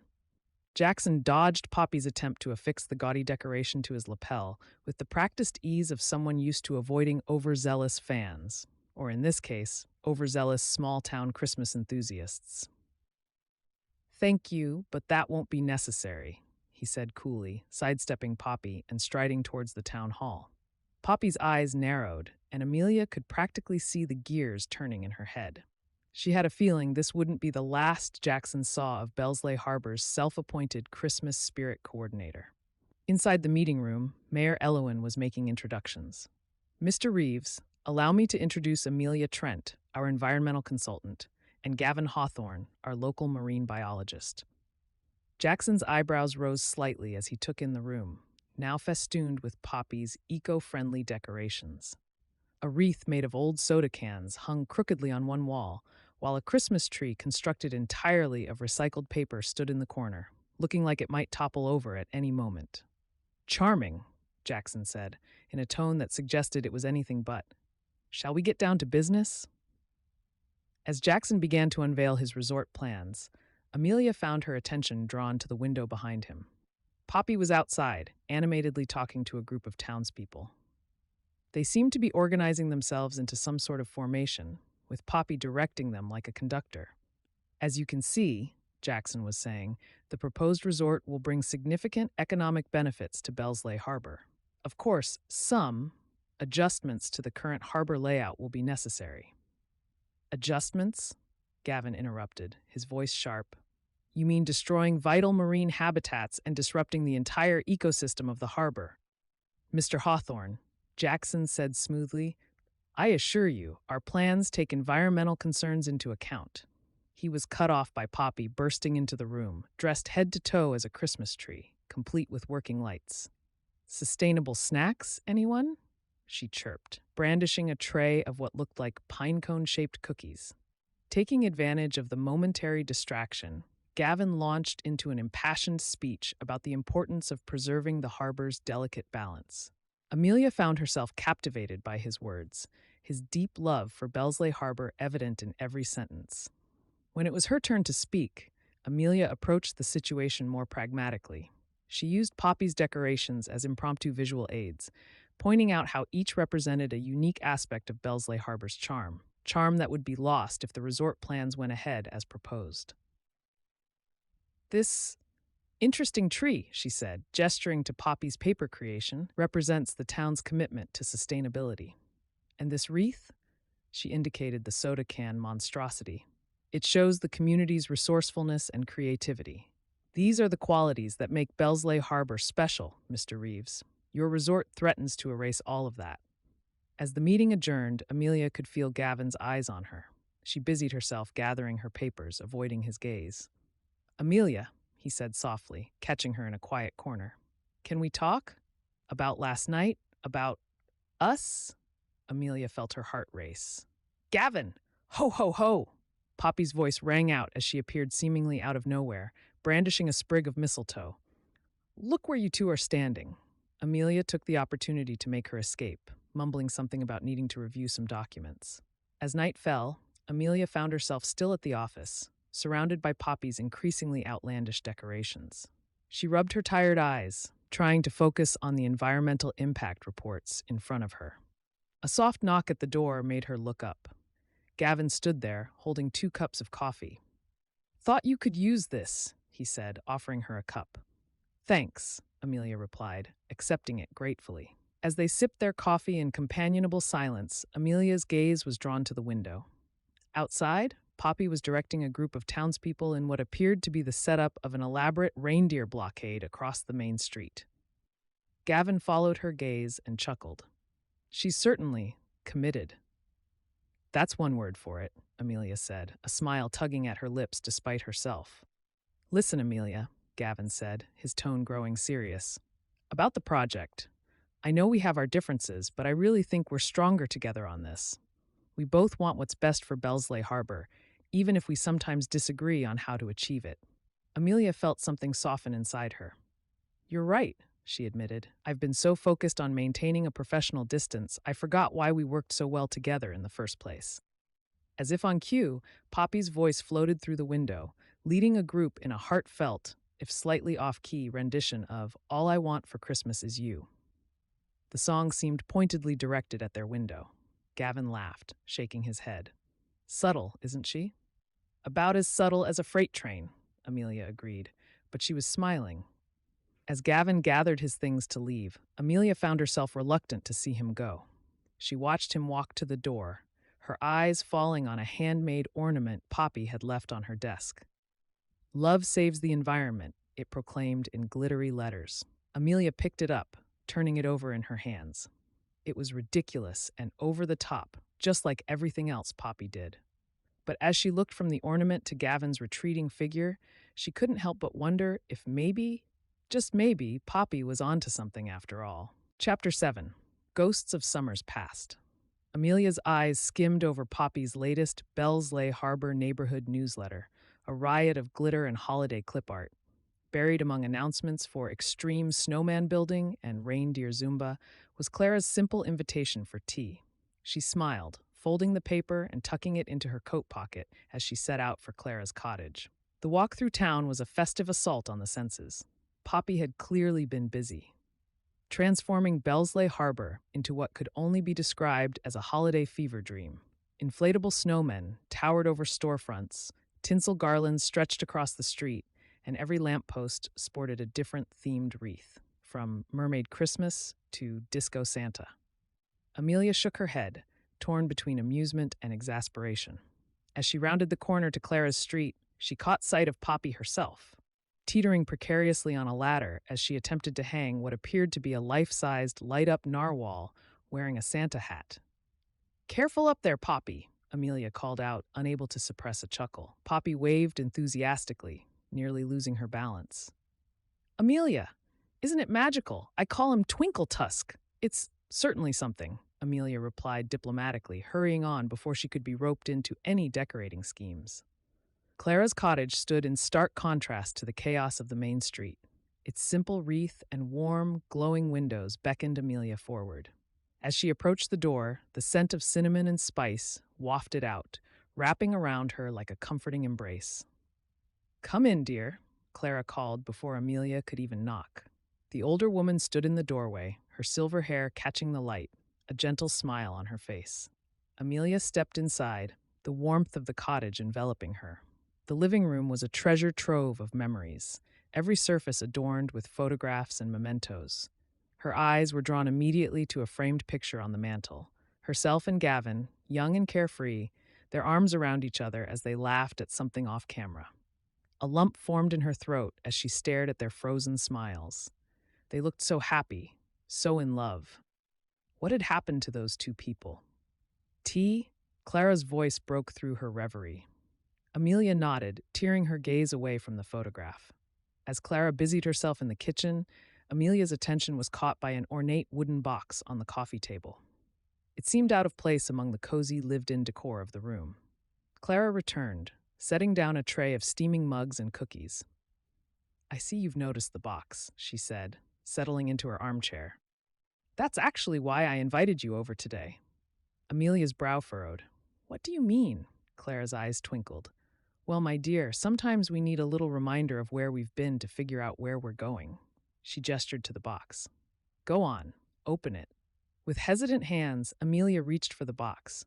Just as her fingers touched the smooth wood, a cacophony of off-key singing erupted outside. Amelia jumped, nearly knocking over her tea. "Oh, that'll be Poppy and her carolers," Clara chuckled. "She's been practicing Deck the Halls all week, though I'm not sure practice is quite the right word." Amelia couldn't help but laugh, the tension in her shoulders easing slightly. She turned her attention back to the box, lifting the lid carefully. Inside was a collection of papers, photographs, and small trinkets. Her breath caught as she recognized her own handwriting on a folded piece of paper at the top.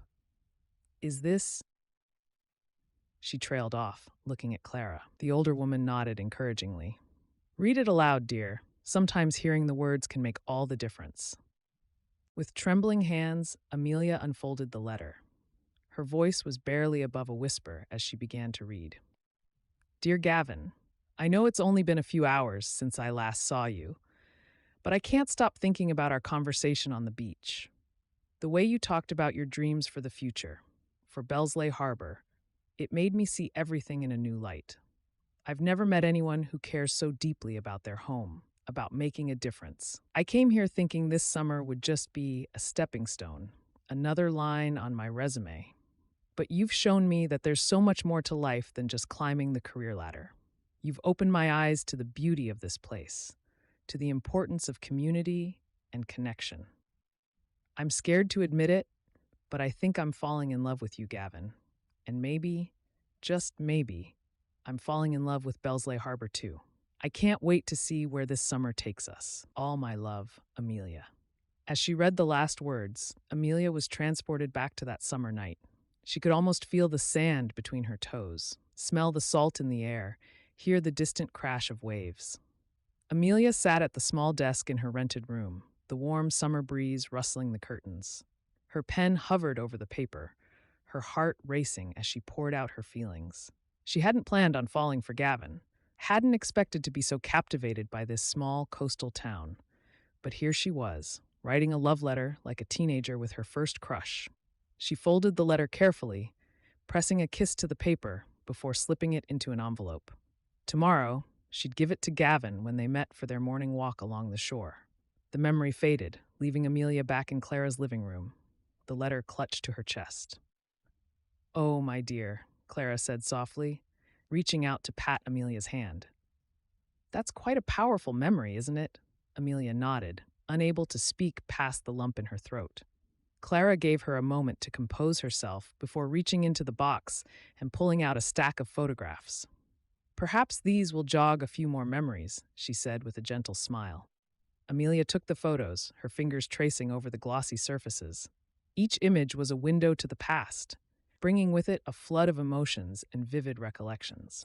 There was Gavin and Amelia at the summer festival, cotton candy stuck to their noses as they laughed. Another showed them on the pier, silhouetted against a blazing sunset. A candid shot captured them deep in conversation, heads bent close together, oblivious to the world around them. As Amelia flipped through the photos, she was hit with a barrage of memories. The summer festival, the air thick with the scent of fried dough and sugar. Gavin had insisted on winning her a stuffed animal, his competitive streak on full display as he tackled the ring toss with laser focus. When he finally succeeded, presenting her with a ridiculous oversized octopus, Amelia had never seen him look so proud. Their first kiss on the pier, the sky ablaze with colors as the sun dipped below the horizon. The way Gavin's hand had trembled slightly as he cupped her face, the taste of salt on his lips, the feeling that her heart might burst from happiness. Late nights at the research center, poring over data and arguing good-naturedly about methodology. The way Gavin's eyes lit up when he talked about marine conservation, his passion infectious. How he always seemed to know when she needed a break, appearing with terrible jokes and cups of truly awful coffee. Each memory was a bittersweet reminder of what they'd had, what they'd lost. Amelia felt tears prickling at the corners of her eyes. Meanwhile, across town at the harbor office, Gavin sat hunched over his desk, surrounded by stacks of environmental reports and development proposals. His eyes were tired, but determined as he scanned through the documents, searching for any loophole, any angle they could use to protect the harbor. A framed photo on his desk caught his eye. Amelia, laughing as she balanced precariously on a paddleboard. He allowed himself a moment of distraction, remembering how she'd shrieked with laughter when he'd accidentally rocked the board, sending her tumbling into the water. The memory brought a sad smile to his face before he forced his attention back to the task at hand. Back at Clara's cottage, Amelia set down the photos, her emotions raw and conflicted. Clara watched her with understanding eyes. "It's a lot to take in, isn't it?" she said softly. "Love has a way of leaving its mark on us, even when we think we've moved on." Amelia nodded, wiping at her eyes. "I thought I was over all of this. I thought I'd put it behind me." Clara reached out, patting Amelia's hand. "My dear, the heart doesn't forget so easily.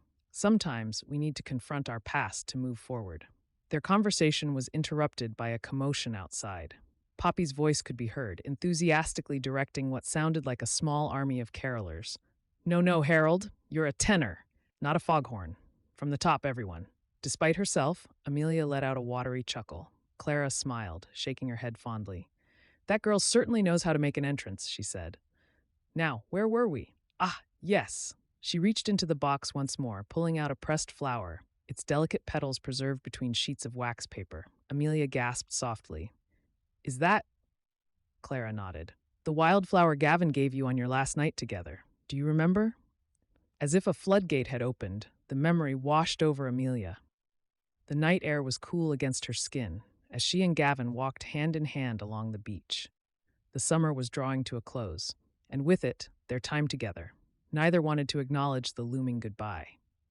Gavin stopped suddenly, bending to pluck a small purple wildflower from the dunes. He tucked it gently behind Amelia's ear, his fingers lingering against her cheek. I don't want this summer to end, he said softly. I know you have your life back in the city, your career plans, but Amelia, I think we could have something real here, something lasting. Amelia's heart raced. She wanted to throw caution to the wind, to stay in Bellsleigh Harbor with Gavin. But the practical voice in her head reminded her of her goals, her ambitions. Gavin, she began, her voice catching. He pressed a finger to her lips, silencing her. You don't have to answer now. Just think about it, okay? Think about us. The memory faded, leaving Amelia with a profound sense of loss. She'd never given Gavin an answer. The next day, a family emergency had called her away suddenly, and by the time she returned, misunderstandings and missed connections had driven a wedge between them. Oh, Clara, Amelia said, her voice barely above a whisper. I've been such a fool. Clara squeezed her hand comfortingly. It's never too late to right a wrong, my dear. Love is patient, but it also requires courage. As if on cue, Poppy's voice floated through the window, leading her carolers in a heartfelt, if slightly off-key, rendition of All I Want for Christmas Is You. The song seemed pointedly directed at Clara's cottage. Despite the heavy emotions swirling inside her, Amelia couldn't help but laugh. Subtle as ever, isn't she? Clara chuckled. Poppy has many talents, but subtlety isn't one of them. Now, there's one more thing I think you should see. She reached into the box one last time, pulling out an envelope. This is from Gavin. He wrote it after you left, but never sent it. Amelia's hand shook as she took the envelope. Part of her wanted to run, to avoid confronting the emotions she'd kept buried for so long. But Clara's gentle encouragement and the weight of the memories they'd revisited gave her the courage to open it. As she read Gavin's words, pouring out his confusion, his hurt, and ultimately his enduring love, Amelia felt something inside her break. Tears flowed freely down her cheeks as she realized the depth of the misunderstanding that had kept them apart. Oh, Gavin, she whispered, clutching the letter to her chest. I'm so sorry. Clara moved to sit beside her on the couch, wrapping a comforting arm around her shoulders. It's okay to feel, Amelia. It's okay to admit that you still care. And with those words, the dam broke.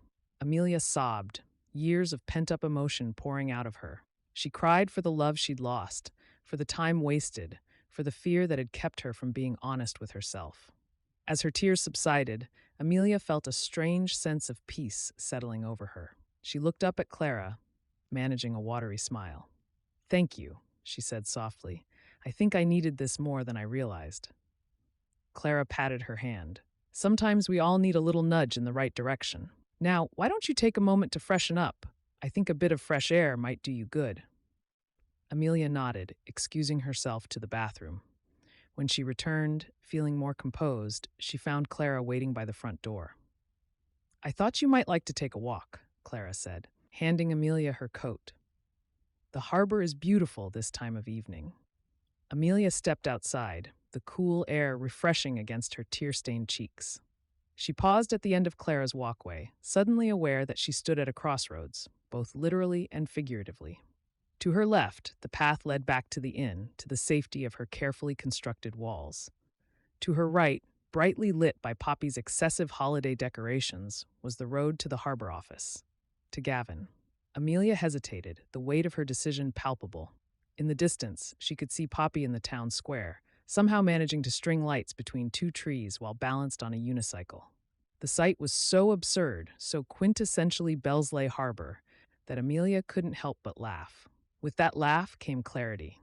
This town, with all its quirks and charms, had wormed its way into her heart. And at the center of it all was Gavin. Taking a deep breath, Amelia took a tentative step towards the harbor office. As she did, she caught sight of Poppy giving her an enthusiastic thumbs up, nearly toppling off her unicycle in the process. Shaking her head with a smile, Amelia continued down the path, each step feeling more certain than the last. She didn't know what would happen when she reached Gavin, but for the first time in years, she was ready to find out. Chapter 8, The Tide Turns. Amelia paced her in-room, her fingers tracing the edges of the photo from Clara's memory box. The image captured a moment frozen in time, her and Gavin laughing on the beach, eyes locked on each other. She closed her eyes, memories flooding back unbidden. A warm summer night, Gavin's arms around her as they watched shooting stars streak across the sky. The way his eyes crinkled when he smiled, how his hand fit perfectly in hers. But then, like a record scratch, came the painful memories. The misunderstanding that tore them apart, the hurt in his eyes when she left, the years of regret that followed. Amelia's chest tightened. She'd built walls around her heart, convinced they were necessary. But now, those walls felt more like a prison than protection. She glanced at her reflection in the window, barely recognizing the woman staring back at her. When had she become so guarded, so afraid to take a chance? With a deep breath, Amelia made her decision. She grabbed her coat and headed out into the night. The harbor greeted her with a symphony of gentle waves and creaking boats. Moonlight danced on the water, casting long shadows across the docks. It was as if the very air was charged with possibility, mirroring the hope and trepidation warring inside her. Amelia's steps faltered as she approached Gavin's cottage. What if this was a mistake? What if he didn't want to hear what she had to say? Her eyes landed on a small wreath hanging beside Gavin's door. Upon closer inspection, she realized it was made entirely of colorful bottle caps and fishing lures. A small tag dangled from it, reading, "Poppy's Eco-Chic Christmas Cheer." Despite her nerves, Amelia couldn't help but chuckle. Leave it to Poppy to find a way to decorate every inch of town, no matter how unlikely the canvas. Taking a deep breath, Amelia raised her hand to knock. Before her knuckles could make contact, the door swung open. Gavin stood there, surprise etched across his features. For a moment, they both froze, words failing them. Gavin started. "I needed to." Amelia began at the same time. They both stopped, awkward laughter breaking the tension. "Sorry," Gavin said, rubbing the back of his neck. "I was just heading out to grab some coffee. Didn't expect to see you here." Amelia fidgeted with the hem of her coat. "I hope I'm not interrupting. I really need to talk to you." Gavin's expression softened.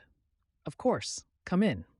As Amelia stepped inside, the familiar scent of pine and sea salt enveloped her. The cottage was both achingly familiar and subtly different. New books lined the shelves. A laptop sat on the coffee table where stacks of marine biology textbooks once stood. But the worn leather armchair where they used to curl up together still held its place by the fireplace. "Can I get you anything?"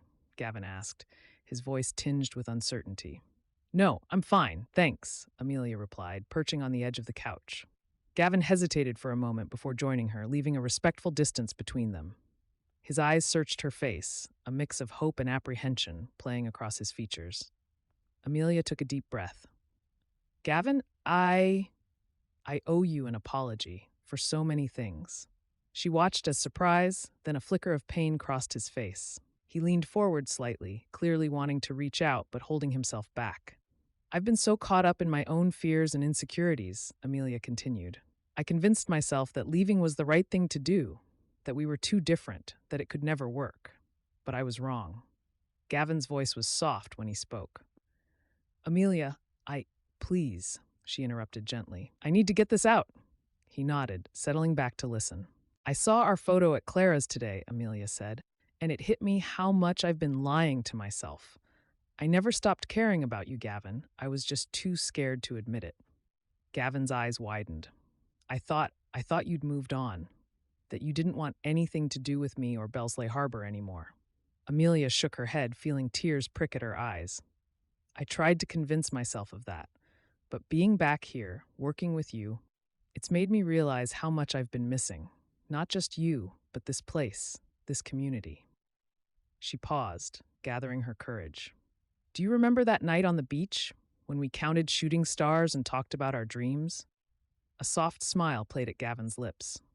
How could I forget? You said you wanted to change the world, and I said I just wanted to protect our little corner of it. I thought we wanted such different things, Amelia admitted. But now I see that our dreams aren't so far apart after all. Gavin nodded, his eyes never leaving hers. I always believed that. I didn't know how to make you see it. Amelia felt her heart constrict. I'm so sorry, Gavin, for not listening, for running away, for wasting so much time. Gavin reached out, hesitating for just a moment before taking her hand in his.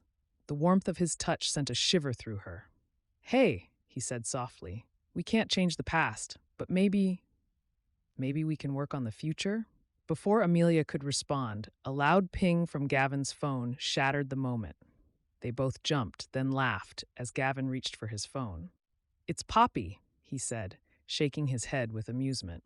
She wants to know if we can use recycled fishing nets as tinsel for next year's town Christmas tree. Amelia couldn't help but giggle. That woman's dedication to both Christmas and the environment is truly unmatched. Their laughter faded, leaving a comfortable silence. Amelia found herself relaxing, the tension of the past few weeks melting away. So, Gavin said, his tone growing more serious, where do we go from here? Amelia took a deep breath. I think we start by being honest with each other. About our feelings, our fears, our hopes. Gavin nodded, squeezing her hand gently. I'd like that. And maybe we could talk about the harbor project? I've had some ideas I wanted to run by you. I'd love to hear them, Amelia said, feeling a surge of excitement. Actually, I've been thinking about ways we could incorporate more community involvement. As they began to discuss the project, Amelia felt a sense of rightness settle over her. Their ideas flowed seamlessly, each building on the other's thoughts. It was a dance they'd always been good at, professionally and personally. Hours passed as they talked, moving from the project to shared memories to hopes for the future. The sky outside began to lighten, the first hints of dawn peeking through the windows. Gavin stood, stretching. I can't believe we've been talking all night, he said, moving to the window. Come look at this. Amelia joined him, gasping softly at the view. The harbor was bathed in the soft pink and gold light of sunrise, the water glittering like diamonds. It's beautiful, she whispered. Gavin turned to her, reaching out to tuck a stray strand of hair behind her ear. His touch was gentle, almost reverent. Yeah, it is. Amelia felt her breath catch at the tenderness in his eyes. For a moment, she allowed herself to imagine a future here, with Gavin, with this town she'd grown to love. A movement in the distance caught her eye. Squinting, she realized it was Poppy, still out and about, hanging what looked suspiciously like recycled bottle ornaments on every available surface. Does that woman ever sleep? Amelia asked, chuckling. Gavin grinned. I'm pretty sure Poppy runs on pure Christmas spirit and eco-friendly glitter. As their laughter faded, a comfortable silence settled between them. Amelia felt a mix of contentment and anticipation. They'd taken a huge step forward tonight, but she knew there was still work to be done, both personally and professionally. Gavin, she said softly, I want you to know I'm committed to making this work. Us, the harbor project, all of it. But I'm also scared. What if we run into the same problems as before? Gavin turned to face her fully, his expression serious but warm. We're not the same people we were back then, Leah. We've grown, we've learned, and this time we're going into it with our eyes wide open. Amelia nodded, feeling a weight lift from her shoulders. You're right, we can do this, together. As the sun continued to rise over Bellsleigh Harbor, Amelia and Gavin stood side by side, watching the town come to life. Amelia felt a sense of peace wash over her. There were still challenges ahead, questions to be answered, and a harbor to protect. But for the first time in years, she felt truly hopeful about the future. Gavin's thoughts mirrored her own. He marveled at the way life could come full circle, bringing them back together in the place where it all began. He knew they had work ahead of them, both in their relationship and in their fight for the harbor. But with Amelia by his side, he felt ready to face whatever came their way. As the first fishing boats headed out for the day, Amelia and Gavin shared a smile, ready to begin their new chapter in Bellsleigh Harbor. Chapter 9. Firelight Revelations. The crisp winter air crackled with anticipation as Bellsleigh Harbor transformed for the New Year's Eve Firelight Festival. Twinkling lights adorned every storefront, their warm glow reflecting off the gently lapping waves of the harbor. Volunteers scurried about, hanging banners and setting up booths for the night's festivities. Amelia stood at the edge of the town square, taking in the bustling scene with a sense of wonder. She couldn't help but marvel at how different she felt now compared to when she'd first arrived in Bellsleigh Harbor just a few weeks ago. Back then, she'd been all business, determined to keep her distance from both the town and its inhabitants. Now, she felt a part of something bigger, something warm and inviting. "Penny for your thoughts?" a familiar voice asked, pulling her from her reverie. Amelia turned to find Clara, bundled up in a festive red scarf, her eyes twinkling with mischief. "Just thinking about how much has changed," Amelia admitted with a soft smile. "I never expected to feel so at home here." Clara nodded knowingly. Bellsleigh Harbor has a way of working its magic on people. Speaking of which, have you seen the ice sculpture Poppy's working on? I swear that woman's creativity knows no bounds. As if on cue, a commotion erupted near the center of the square. Amelia and Clara turned to see Poppy Winterbottom, her wild red curls escaping from beneath a glittery elf hat, gesticulating wildly at a massive block of ice. "No, no, no," Poppy cried, her voice carrying across the square. "The dolphin needs to be leaping over the lighthouse, not swimming beside it. How else will we represent the harmony between nature and human progress?" Amelia couldn't help but laugh. "I see Poppy's enthusiasm hasn't waned in the slightest." "Oh, darling," Clara chuckled. "I'm fairly certain Poppy's enthusiasm is what keeps this town running." As they watched Poppy direct her bemused ice sculptors, Amelia noticed a small group of men in suits near the town hall. Her brow furrowed as she recognized Jackson Reeves, the developer who'd been sniffing around the harbor lately. "What's he doing here?" Amelia murmured, more to herself than to Clara. Clara followed her gaze and sighed. "Trying to schmooze the town officials, no doubt. That man's as slippery as an eel and twice as persistent." Amelia watched as Jackson shook hands with Mayor Elowin, his charming smile never quite reaching his eyes. She felt a pang of unease, knowing the threat he posed to everything they'd been working towards. Across the square, Gavin Hawthorne was deep in conversation with a group of concerned citizens. His brow was furrowed with concentration, but his eyes shone with determination as he spoke. "I understand your concerns," he said, his voice carrying the warmth and sincerity that had first drawn Amelia to him. "But I promise you, we're doing everything in our power to protect the harbor. This isn't just about preserving our way of life. It's about safeguarding the incredible ecosystem we're lucky enough to call home." An older fisherman nodded, clapping Gavin on the shoulder. "We trust you, son. You've always had the harbor's best interests at heart." Gavin smiled, but Amelia could see the weight of responsibility in the set of his shoulders. As if sensing her gaze, he looked up, their eyes meeting across the crowded square. For a moment, the world around them seemed to fade away, leaving only the two of them. Gavin's face softened, a small smile playing at the corners of his mouth. Amelia felt her heart skip a beat, warmth spreading through her chest despite the chilly air.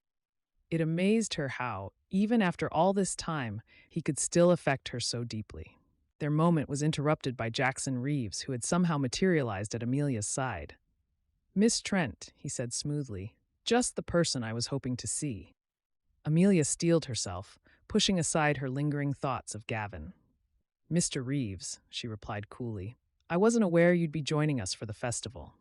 Jackson's smile was sharp as a knife's edge. "Oh, I wouldn't miss it for the world. Such a charming little town you have here.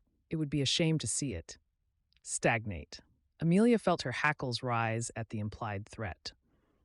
"Bellsleigh Harbor is far from stagnant, Mr. Reeves. In fact, I'd say it's thriving." "Perhaps," Jackson conceded with a shrug, "but imagine how much more it could thrive with the right investments." As Jackson launched into his pitch, Amelia found her mind wandering. She thought back to her first day in Bellsleigh Harbor, how determined she'd been to get in and out as quickly as possible. She remembered the gradual softening of her resolve, the way the town and its people had wormed their way into her heart. Flashes of memory danced through her mind. quiet conversations with Clara over steaming mugs of cocoa, Poppy's infectious enthusiasm as she decorated the town for Christmas, the warmth in Gavin's eyes as they worked side by side to protect the harbor. Which brings me to my proposal, Jackson was saying, pulling Amelia back to the present. He produced a thick envelope from his coat pocket. Inside, you'll find an offer that I think you'll find quite compelling. Amelia's hand trembled slightly as she took the envelope. She could feel the weight of it, both physically and metaphorically. This was it, the moment of decision she'd been dreading and anticipating in equal measure. As she started to open the envelope, the first fireworks of the evening exploded overhead. The crowd gasped in delight. Faces turned skyward to watch the dazzling display. Amelia's eyes, however, were drawn to Gavin. He stood at the edge of the harbor, his face illuminated by the colorful bursts of light. Even from a distance, she could see the mix of emotions playing across his features: hope, fear, and something deeper that made her heart ache. For a moment, Gavin's shoulders slumped as if in defeat. But then, as if struck by a sudden thought, he straightened. His gaze swept the crowd until it landed on Amelia. Their eyes locked, and in that instant something passed between them. A silent understanding, a shared hope. Gavin began to move through the crowd, his determination evident in every step. People parted for him, sensing the importance of the moment. As he drew closer, Amelia could see the resolve in his eyes, the set of his jaw. "Amelia," he called out, his voice carrying over the noise of the fireworks and the murmur of the crowd. "Wait." Jackson frowned, clearly annoyed at the interruption. "Miss Trent, if we could just—" But Amelia wasn't listening. Her attention was fully focused on Gavin as he reached her side.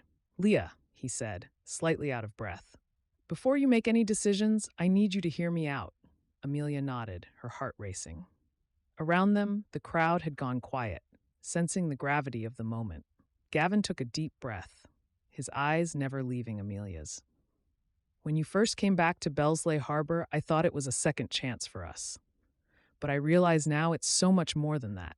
It's a second chance for this town, for the harbor, for everything we've been fighting to protect." He gestured to the people around them. "Look at this community, Leah. Look at what we've built together. It's not just about you and me anymore. It's about all of us." Amelia felt tears pricking at the corners of her eyes as Gavin continued. "I know you have a big decision to make," he said softly. "And I know I have no right to ask this of you, but I'm asking anyway. Stay. Stay and fight for this place with me. Because I love you, Amelia Trent. I've loved you since that first summer, and I'll love you for all the summers to come, if you'll let me." The crowd held its breath, waiting for Amelia's response. She stood frozen, overwhelmed by the emotions coursing through her.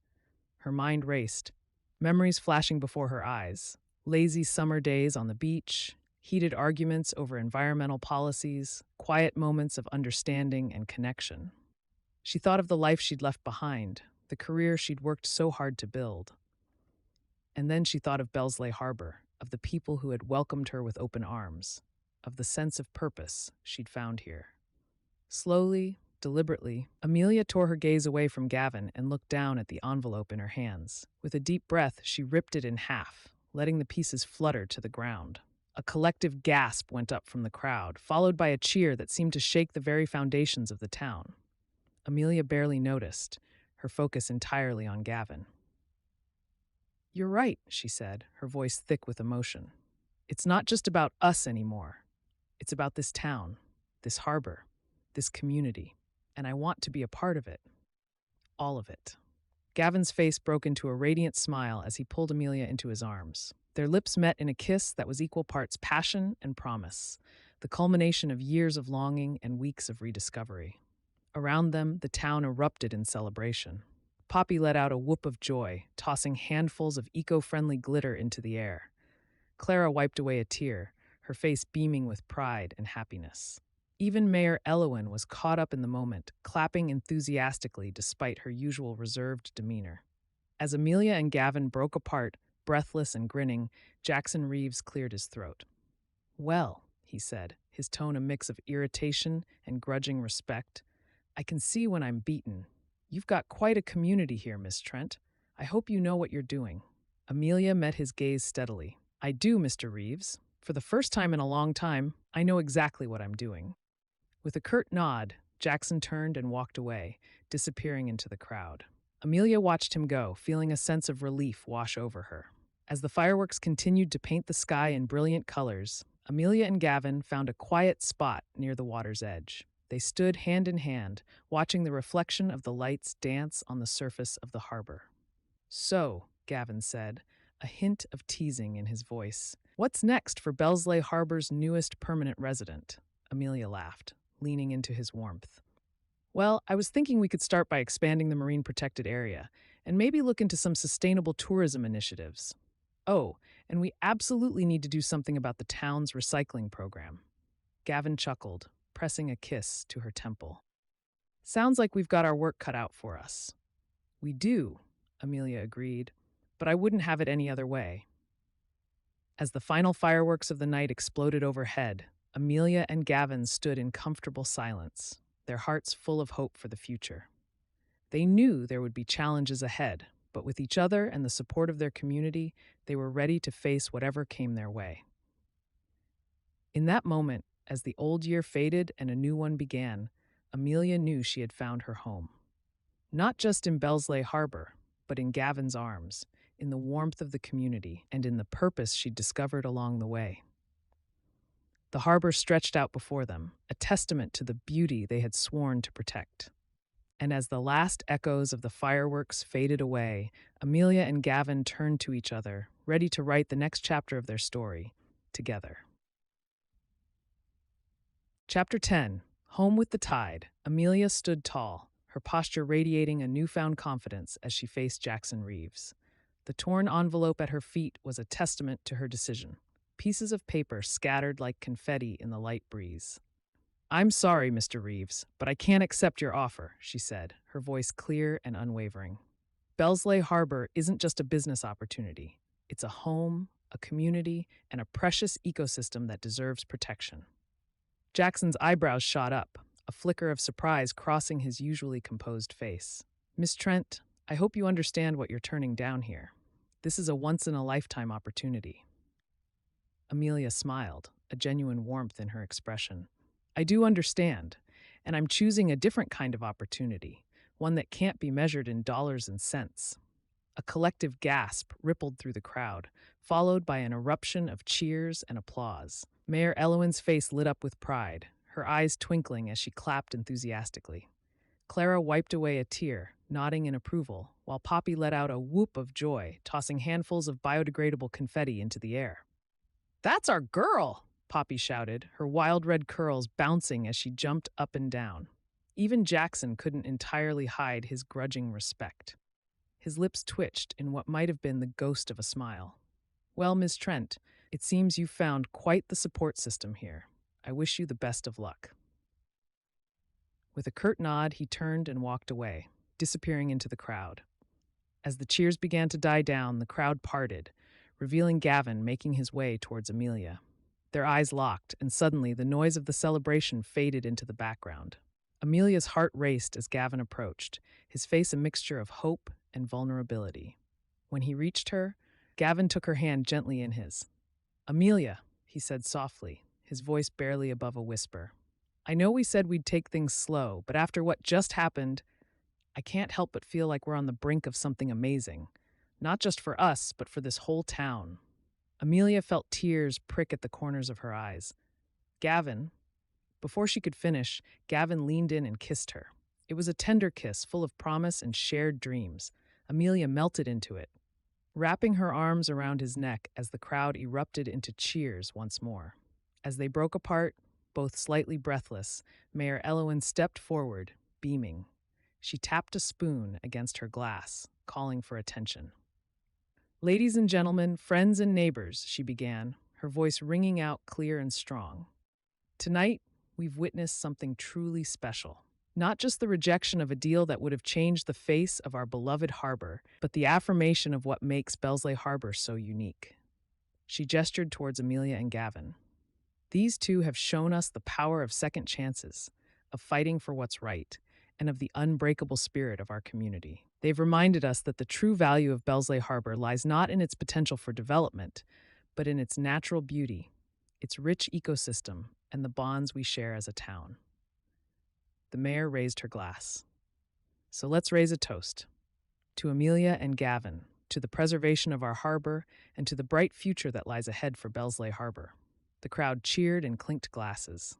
As the celebration kicked into high gear, Amelia and Gavin found themselves surrounded by well-wishers. Clara enveloped them both in a warm hug. "I'm so proud of you two," she said, her eyes twinkling. "You've both come so far." Poppy bounced up next, practically vibrating with excitement. "This calls for a special edition Love Conquers All scented candle," she declared, with notes of sea salt, pine, and romance, of course. As the night wore on, Amelia and Gavin managed to slip away from the crowd, finding a quiet spot near the water's edge. They stood hand in hand, watching the reflection of the festival lights dance on the surface of the harbor. "I can't believe how much has changed," Amelia mused, leaning her head on Gavin's shoulder. "When I first came back, I was so determined to keep my distance, to not let this place, or you, affect me." Gavin chuckled, squeezing her hand. "And look at you now, environmental crusader and beloved town hero." Amelia playfully swatted his arm. "Hey, you're just as much a hero as I am. We did this together." As they stood there, memories washed over them. Their first summer together, lazy days on the beach, heated debates about marine conservation that turned into passionate kisses. Then the more recent memories, their awkward reunion, the tension of forced collaboration, the gradual thawing of old hurts, and the rekindling of something deeper and more mature than their youthful summer romance. "So," Gavin said, a hint of teasing in his voice, "what's next for Bellsleigh Harbor's newest power couple?" Amelia laughed, her eyes sparkling with excitement. "Well, I was thinking we could start by expanding the marine protected area and maybe look into some sustainable tourism initiatives that could help fund our conservation efforts." Gavin nodded enthusiastically. "I love it. And what about that idea you had for a community education program? Teaching kids about marine ecosystems and conservation?" "Yes," Amelia exclaimed. "We could partner with the local schools, maybe even set up a small marine science center right here on the harbor." As they continued to brainstorm, their excitement growing with each idea, Gavin suddenly grew quiet. He reached into his pocket and pulled out a small box. "I've been waiting for the right moment to give you this," he said softly. "I think now is perfect." Amelia's breath caught as Gavin opened the box, revealing a beautiful compass pendant on a delicate silver chain. "It's beautiful," she whispered, running her finger over the intricate design. Gavin gently lifted the necklace and fastened it around her neck. "I found this in an antique shop a few weeks ago. It reminded me of that summer we spent exploring every inch of the coastline. You always knew exactly where we were, even when I was completely lost." Amelia touched the pendant, feeling its weight against her skin. "And now?" Gavin smiled, taking her hands in his. "Now, I think we've found our true north, together." Hand in hand, they began to walk along the harbor, taking in the familiar sights with new eyes. The old lighthouse stood tall and proud, its beams sweeping across the water. The docks creaked gently under their feet, the sound as comforting as an old friend's voice. "You know," Amelia said as they strolled, "when I first came back, all I could see was how this place had stayed the same while I'd changed. But now I realize that Bellsleigh Harbor has been growing and evolving too, just in its own way." Gavin nodded. "It's like the harbor itself. On the surface, it might look the same day to day, but underneath, there's a whole ecosystem constantly changing and adapting." They reached the end of the pier and stopped, looking out over the water. The moon hung low and full, casting a silvery path across the waves. "I never thought I'd say this," Amelia admitted, "but I'm glad I came back. Not just because of us, but because I rediscovered a part of myself I thought I'd lost. That idealistic girl who wanted to save the world. She's still in here somewhere." Gavin wrapped his arm around her waist, pulling her close. She never left. She just needed the right environment to thrive in. As they stood there, the first fireworks of the night exploded overhead, painting the sky in brilliant colors. Amelia leaned into Gavin's embrace, feeling a sense of contentment she hadn't experienced in years. "You know," she said, her voice barely audible over the boom of the fireworks, "I think I'm finally home." Gavin pressed a kiss to her temple. "Welcome home, Amelia. welcome home.